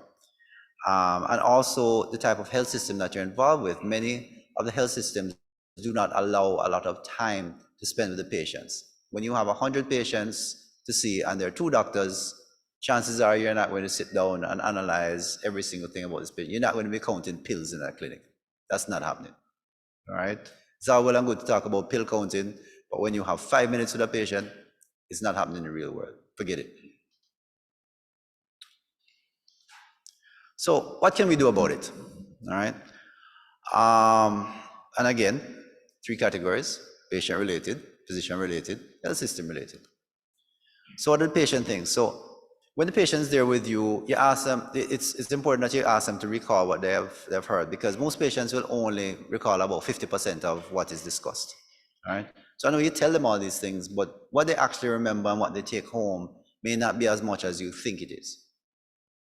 And it can really surprise you, and it surprises me almost every time and every week I'm in clinic. I mean, when I'm in the office and patients come back and they tell me what it is that they thought that I said, which, you know, it's like, no, I didn't say that, you know, but, you know, and then we go through the process again, and I try my best with them in the time that we have. But in the private office, it's a little bit different, and I have a little bit more time than if I were in the public sector. So it's different, and my mindset is different when I'm in my office versus when I'm in the clinic. There's a lot more pressure when I'm in the hospital. Patient education, multifactorial, okay, so you get it from different sources, emphasizing other sources of information, other non-physician resources, pharmacists. Sometimes there are community health programs, sometimes especially for diabetes, there are diabetes educators. And then also interactive web-based material. I mean, there's a site, medline.gov, where patients can access this for free and get certain information that is useful for them and their condition. And also to individualize it for your patient, understanding your patient as an individual and not just as a diagnosis, but understanding their factors. What are their social circumstances? You know, what's their background? And how are you going to tailor your discussion to that patient? Again, involve them with treatment-related decision, timing of administration, ascertain timeline for control. So you say, okay, well, you know, your blood pressure is 160/90 now. We're going to get this controlled in 3 months. So, or how long do you think it should take us to control this? You know, and they might say, well, 3 months. Well, if you want us to control this in 3 months, you need to come back at this interval, okay? And then you express it to them. It might be once a month, it might be every 2 weeks, whatever the case may be, but your intervals may also change based on that conversation with the patient and their timeline. And once you achieve each goal, and you try to set small goals, short-term and intermediate and long-term goals, and as you achieve one goal, then you need to pick another goal which is going to be more attainable. It's important to avoid multiple tablets prescribed or behavior modifications at a visit. So you generally don't want to add on a gazillion medications at one visit, or tell them to do a million things at home, you know, do 20 squats and 50 jumping jacks and then swing from the rope and then do 30 kettlebell swings, you know. It's too much. And less is usually best. Try to keep it simple, all right? KISS, keep it simple, stupid. and try to do one or two things at each visit. Maybe change one medication, advise them on one lifestyle modification. And explain to the patient so that they know what each medication is for, okay? So those don't say, here, take it. This is for your problems. Have a good day. Probably not the best way. And it's important to recognize the weakness of health literacy because many patients don't actually admit to having it, and there's a certain amount of shame that goes along with it. They don't want to tell you that they can't read. They don't want to tell you that they don't understand what they've read. It said that 85% of them with reading problems may hide it from their coworkers, and about 50% of them from children. So when you give them things to read, they'll say, I'll read this when I go home. Or, I forgot my glasses today, I can't read it, I'll, look more, right? And also to recognize and treat mental illness, all right? Recognize it for what it is. Patients who are depressed, and they can be that way for different reasons, but please be sensitized to the fact that mental illness will play a part of it, especially, probably mental depression and anxiety are probably some of the things that we see more common, but there are also more other illnesses like schizophrenia, etc., that may also be a part of it, and to ensure that these issues are also addressed, because mental illnesses are illnesses as well, and it's important for us to recognize that. So what can the doctor do, all right? And this is why we're all here, because I think almost all of us here are doctors. So to improve adherence, have a good relationship with the patient. And I've spoken about this quite a bit before, and I won't belabor that point, but also to consider cultural beliefs and attitudes. Again, where you know that the patients want to eat, drink bush tea and all that kind of thing, acknowledge that this is the culture, and that you have to kind of work within it. So, and you have to be careful, not to really fully express your beliefs, because you might not believe in a lot of the herbal medicine, etc. So you have to be very careful how you approach these topics and how you speak about it, because your culture is deeply ingrained, and many people have difficulty escaping their culture. In fact, almost everyone has difficulty escaping the culture that they've grown up in, and it is a part of them, regardless of how old they are. So build trust. Sometimes you might want to stress immediate problems. So instead of saying, well, let's control your diabetes because I want to preserve your kidney, you might say, well, you're going to go blind. I say, oh my God, blind? No, I don't want that. So immediate problem, you can go blind. So you're more likely to stimulate them doing it. And sometimes also to inquire about rationing or sharing. Some patients, because it's expensive, they'll say it's given to them twice a day, but they'll only take one because it's so expensive. And I have a few patients who do that. And again, emphasizing a blame-free environment. So when they do admit to, things that are not according to your recommendations, you don't blow up on them. Accept it for what it is, and don't point your finger at them. That's not helpful. Encourage honest answers. Encourage an atmosphere where they can speak freely. So questions, so you have to be careful how you phrase your questions. So this is some of the ways that you can ask questions. Say, how often do you mistake your medication? When was the last time you took medication X? And you might want to address that. So X medication, Y medication, Z, etc. Have you noticed any adverse effects from your medications? All right, so asking them to volunteer this information specifically. And have you had to stop any of your medications for any reasons? So you try to maximize the doses if they're able to tolerate it, to reduce visits. So if somebody's blood pressure is very, very high, you really want to start them on medication. And oftentimes you might want to initiate them on more than one drug at the same time, depending on the level of their hypertension, to bring it down, because the blood pressure comes down a lot faster, and especially if you're using small doses of 2 drugs, your risk of side effects is better or is less, and therefore more likely to encourage adherence and also reduce their visits because they get controlled a lot faster. And adherence rate is known to decrease with more pills, okay? So you have to be careful how many pills you use, and single pill fixed dose combinations are effective in improving compliance. I will speak about that a little bit more shortly. Adherence rates are increased by initiating antihypertensives and lipid-lowering therapies concurrently, all right? So you don't just start off on one and then the other. And if you can get both of them in the same drug, even better, and once daily medication. So keep it simple. You don't want somebody to take it twice a day if they can take something once a day. So giving them medications that are true 24-hour medications is important. And I'm a big person for single pill combinations and once a day medications. And it's shown that using fixed dose combinations can reduce the risk of non-adherence by about 26%. When you're discussing initiation, these are the things. I won't dwell too much on this slide, but talk about the name, the purpose, why you're giving it to them, how often you're taking it, when you should take it, how long you're going to take it for, forever, a year, whatever the case may be. And the teach back principle, they should give you feedback on what they understand from what you have said. So let's talk about fixed dose combinations.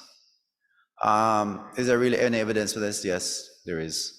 There's an analysis, a meta-analysis in 2001, which looked at different studies from 1986 to 2000, and they were able to identify 76 studies, and they did 2 different categories of analysis in terms of the dose that they were taking as well as the timing of the dose. And they noted that the mean dose compliance was about 71%, but then when they broke it down with the number of doses per day, the compliance, the adherence reduced. So if you took 1 dose of medication for the day, the adherence was 79%. But as you came down to 4 doses per day, that was now only about half. All right, so the more pills you're taking for the day or more dosing, is the less you're likely going to take it. With the mean dose timing compliance of 59%. Dose timing means that you took your dose on time or close enough to it. So that means that a lot of people were taking it late or maybe earlier on as compared to when it was recommended or agreed upon with the physician. And the take-home point was more frequent dosing was associated with lower compliance. There was another meta-analysis, another one with 68 studies that were looked at, but only 9 were able to look at the inclusion criteria. And this one looked at hypertension, where it showed a 26% decrease in the risk of non-compliance compared with the free drug regimen. So if you had a single pill versus the individual components, there was a decrease in the relative non-compliance by about 26%. And in the hypertensive subgroup analysis, there was a 24% reduction. And this demonstrated that fixed dose combinations did decrease non-compliance and should be considered for patients with chronic conditions. More specific to our current theme of hypertension and lipid treatment, there was a study done in Australia. It was a retrospective study in the years 2005 to 2010, where they compared single pill versus 2-pill approach. And the outcomes that they looked at was failure to fill the first repeat prescription and failing to persist with treatment at 12 months. Those are the things that they look at in terms of adherence. And what they looked at was, what they saw was that in patients who had a single pill, who were given a single pill as a single pill combination, 11% failed to refill, and 33% ceased treatment at about 12 months. So when they compare this now with patients who got the same medication but as 2 pills, which was a statin and an antihypertensive, 23% of them failed to refill. So 11 versus 23, and 59% of them had discontinued treatment by about a year. So this graph is looking at these patients, and it is looking at them according to prior therapy. So the top line, for those patients who were previously on both a statin and a calcium channel blocker, their rates of discontinuation was much less. So that's the top. I don't know, is this a? Oh, okay, all right. So this top graph, so the patients who were previously on it before the start of the study, they were more likely to comply versus patients who were on neither of the 2 therapies. Their compliance was low. So if you were not on anything before and you were given this medication, your adherence was really, really low and approaching, was at probably 25% or thereabout at the end of the day. And if you were on either of those drugs before, then it was somewhere in the middle, whether you're on a statin or a calcium channel blocker before. So it also matters whether you were on therapy prior to the changes in the medication.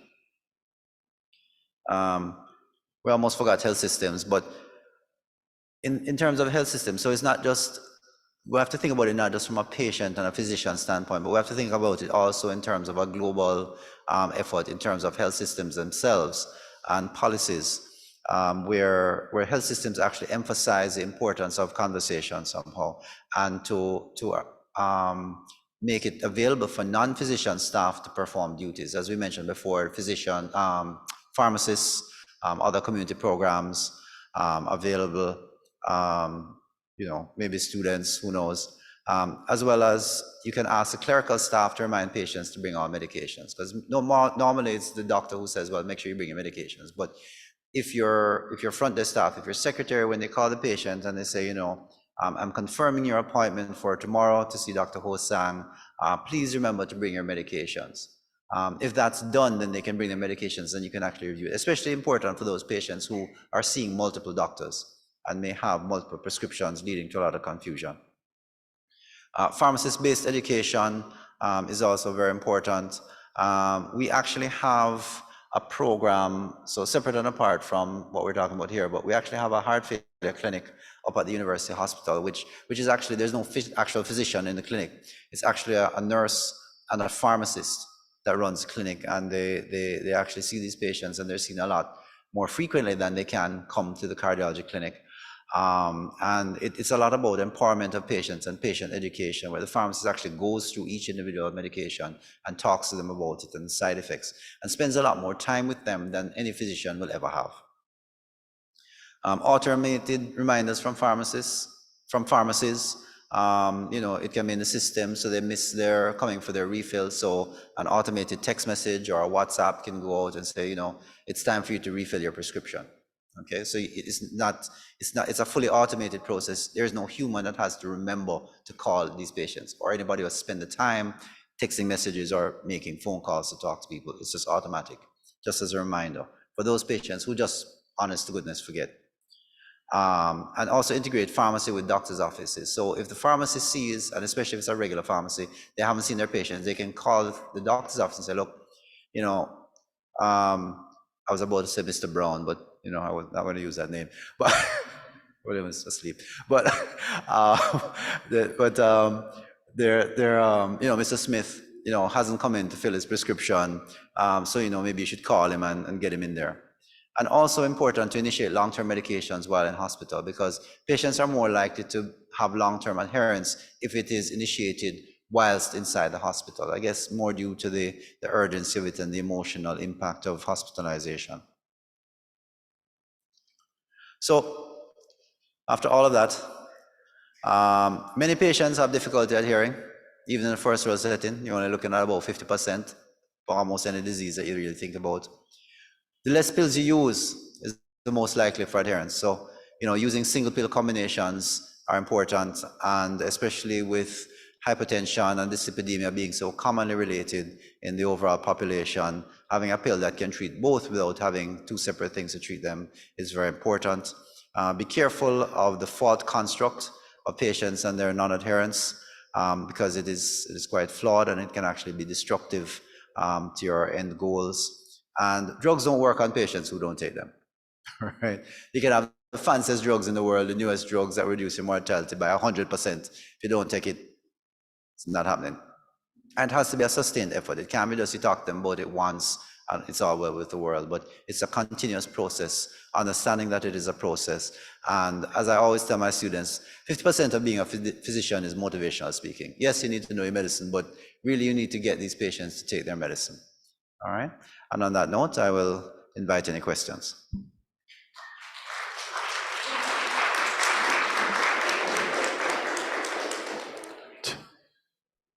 Thank you so much. That was a wonderful, wonderful presentation. Please give Doc another round of applause.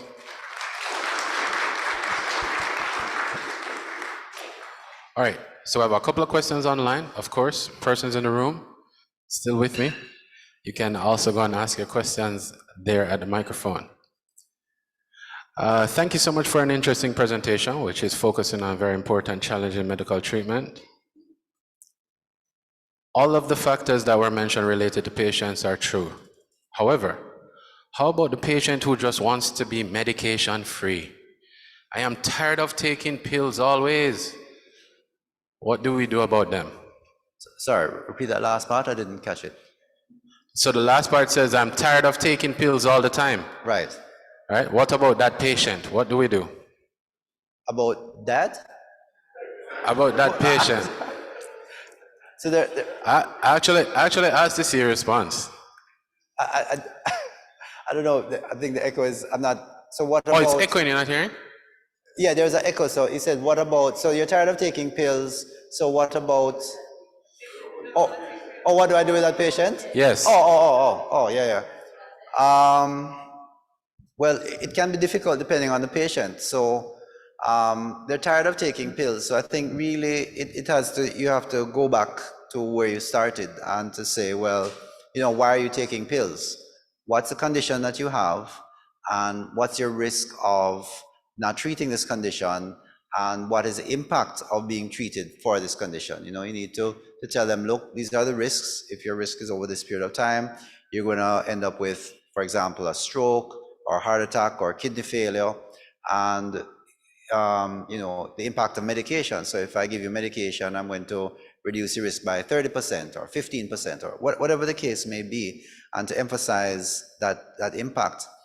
Some patients say, well, you have to die someday. I've heard that too. And I say, well, that's true, because technically we're all on a path toward death, and that's fine. But it's how you go is really the goal, because death is not the worst thing. And if you've ever met anybody who has had a stroke, you'll understand what I'm talking about, where you don't know yourself, you're pooping in your Pampers, you need somebody else to change your poop. I mean, I personally, I don't want to be that person. I have a little bit too much pride for that. So, I mean, we talk about different aspects of it, different complications, what that actually means. Because maybe somebody doesn't know what a heart attack is. Maybe they don't know what kidney failure means. Maybe they don't know about the expense of going on dialysis, because that's a very expensive prospect, where most patients really should be dialyzed 3 times a week at a cost of somewhere near $15,000 per dialysis session. So, if you think your medication is expensive now, if you get kidney failure, this is the kind of cost that you're going to look at. So you also bring up things like cost-benefit analysis, depending on the type of patient, but also knowing your patient and what motivates your patient. So, if maybe they say, boy, I don't want to take this antihypertensive because they're going to kill my nature, I can't get an erection. Well, these diseases cause atherosclerosis. Atherosclerosis blocks up blood flow. You can't get an erection if the vessel in your penis is blocked up. There's no erection to be had there. No fun for you, So it depends on what the motivating factors are, and really it's an individualized type of conversation that you need to have with that patient. Thank you so much. How practical is medication therapy management with regards to reducing therapeutic pill burden? Sorry, repeat that again? I didn't. Sure. How practical is medication?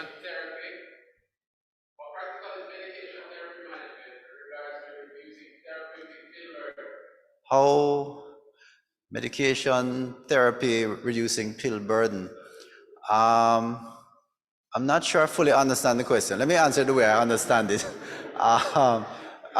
So I mean, really, you want to reduce pill burden. So that always should be a goal, and simplifying treatment should always be a goal for any patient.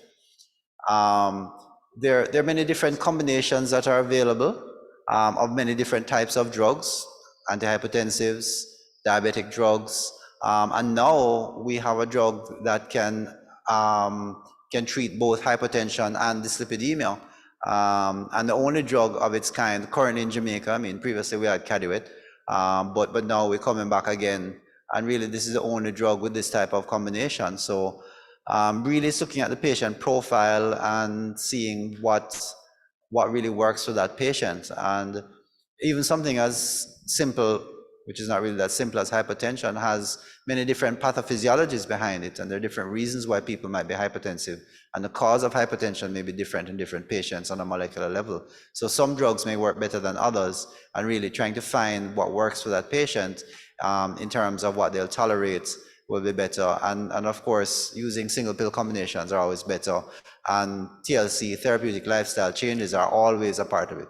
Exercise should be a part of all treatments.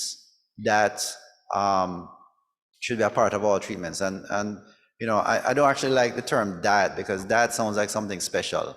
But really, we should all be eating one way, whether you have hypertension or not, or if you had a stroke or not.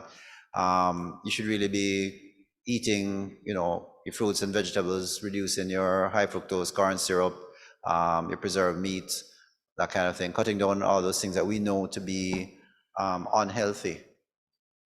So I don't know if that answers the question. Yes, it does. Thank you very much. Everybody, please give Doc a round of applause.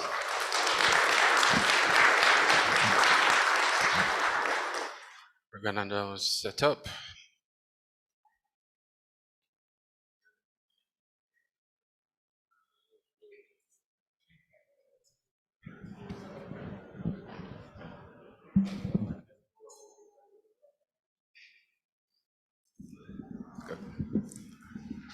Yes, thank you, Dr. Hosang, after that excellent talk on adherence and compliance and the importance of combination medication. We now have Warren from Medimpex. He's going to tell us about the product, Amlator. So you'll hear all the questions and all the answers that you need about the product in terms of cost, availability, and what have you. So we're going to invite Warren to come and speak about Amlator.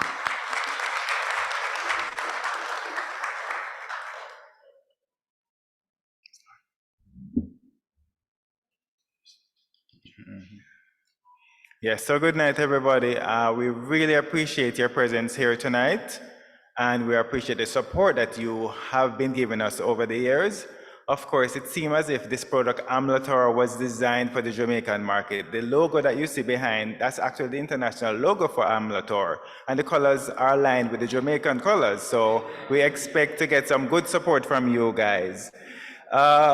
Amlator, I am going to officially introduce to you today, and I promise I won't be long. It's the only, as was mentioned, combination of antihypertensive and statin that's available on this Jamaican market. There is no more at this point, so that's a big point for us.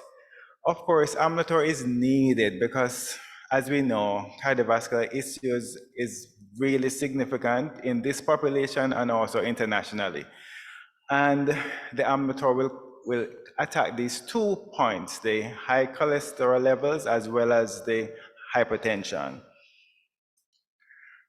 Amlator is a fixed dose combination, but it's also a flexible dose combination, and the name is very easy to remember. It's simply a combination of the two ingredients that you know very well you've been prescribing all these years. That's the amlodipine and the atorvastatin. So Amlator, very easy name to remember. It comes in 3 strengths, so this will answer one of the questions that you've been having. It's 510, 520, and 1020, and this is what the product actually looks like. And yes, it is already available here.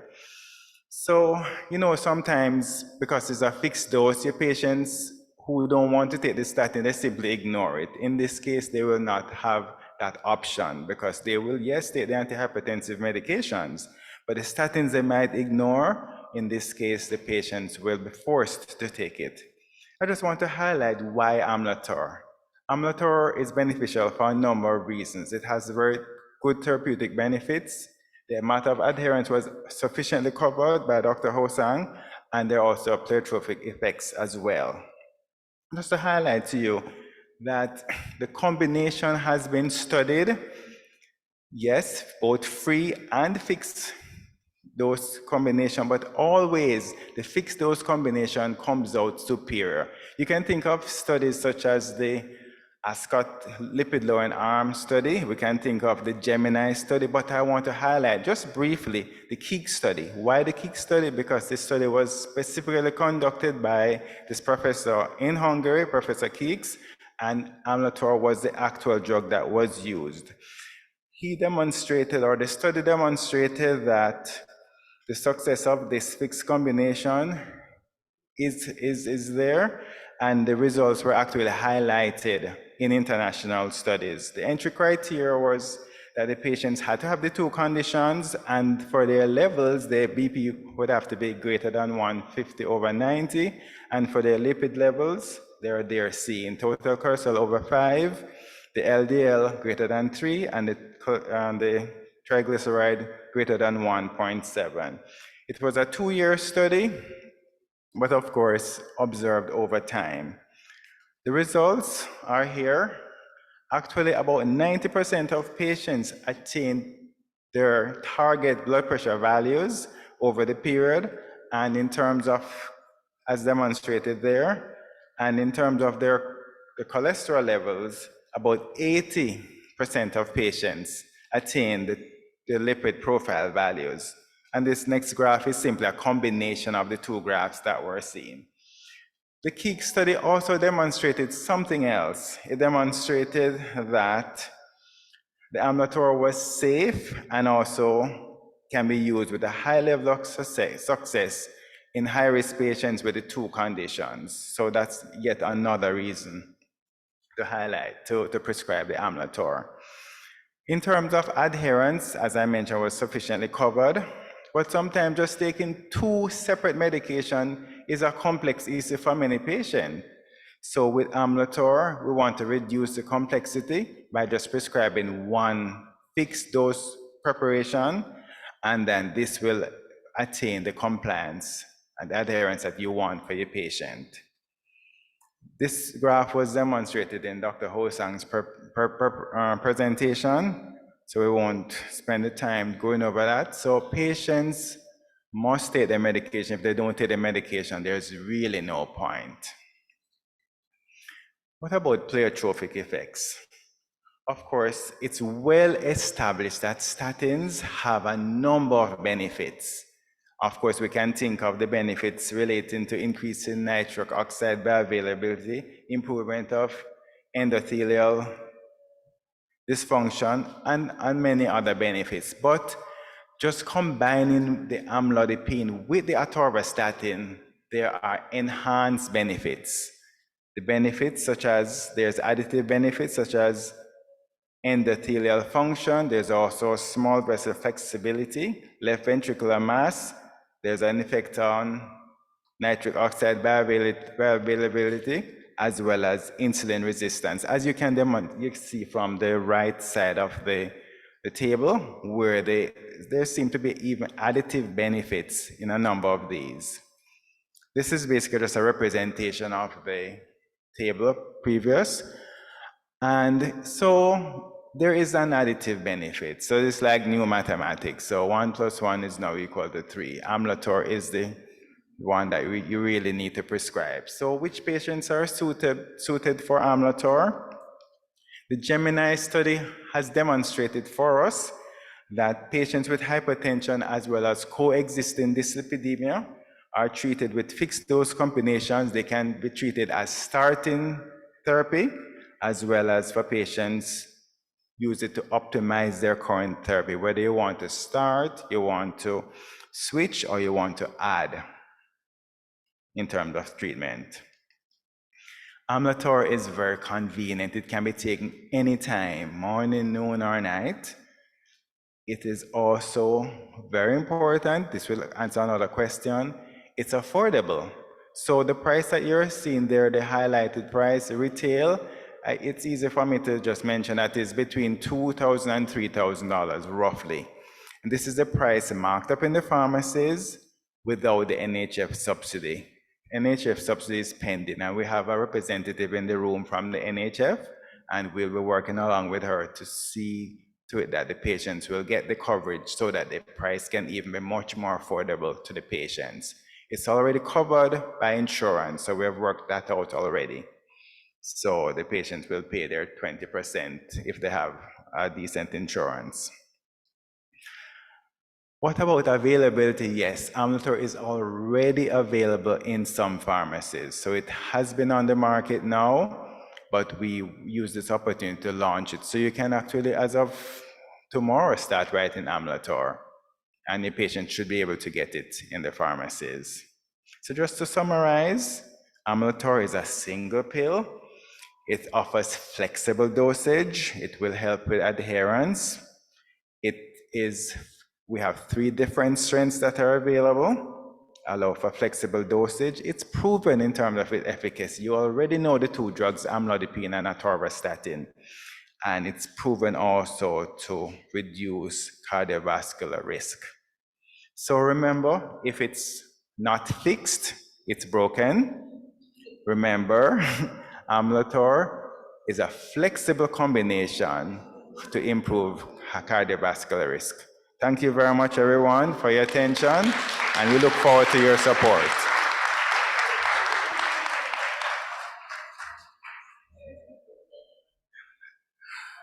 Thank you very much, Warren. We have 3 baskets that would like to give out. So we're going to ask Lisa, Cheyenne, and Melanie to come and hand out these baskets, please.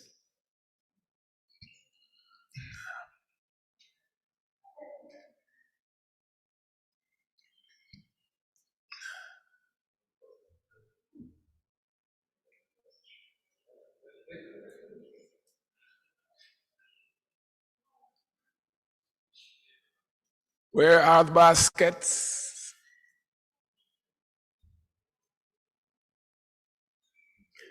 I see the ladies, but I don't see the baskets. It wasn't me. Oh, okay.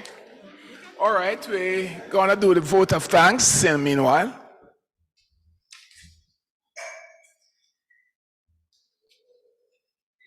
So our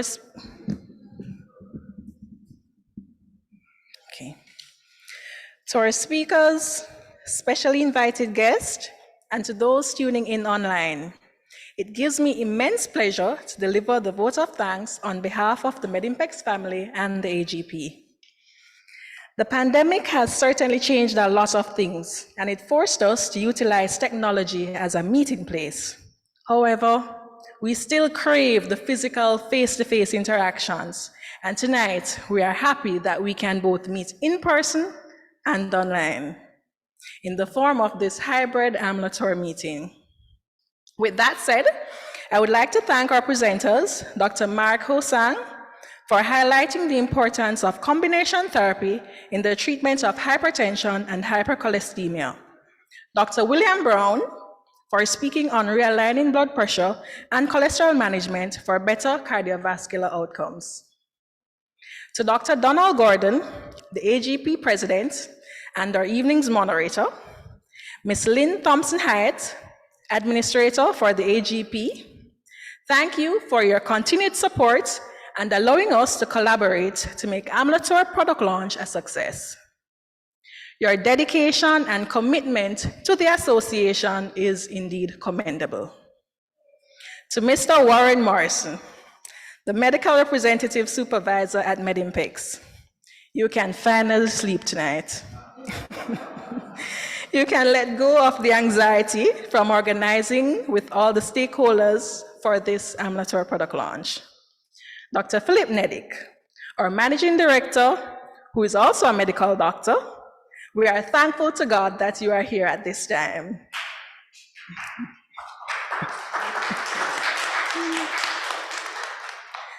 To Mr. Sam Heron, the man behind the intricate technology, thank you for ensuring the smooth flow of our online platform from start to finish. To Raquel Terrelong for providing the decor, and the AC Marriott Hotel and staff. Last but not least, with all the planning and the work that goes on behind the scene, the Amlotor product launch would have been a Category 5 disaster had you not been here. Thank you to both persons here tonight and those online. Ladies and gentlemen in the audience at the AC Marriott Hotel and those in the comfort of their homes, thank you for choosing to be here at the Amlotor product launch. It was an honor sharing the past few hours with you. Thank you and have a good evening.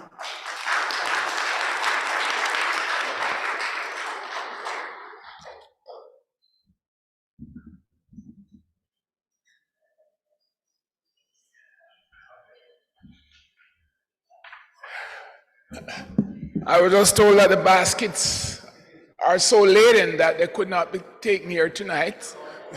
They're having a lot of stuff, so they'll be delivered later on, probably tomorrow.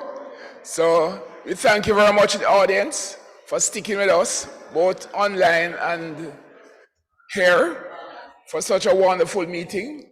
And we thank Medimpex for bringing such a wonderful product at this time that will certainly go towards helping our patient population. And we wish you a safe travel in going home, and we thank you all for coming.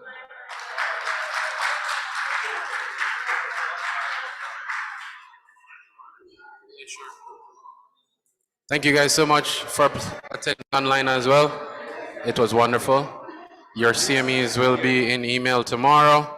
Everybody that's here, you'll get your physical copy of your certificates now.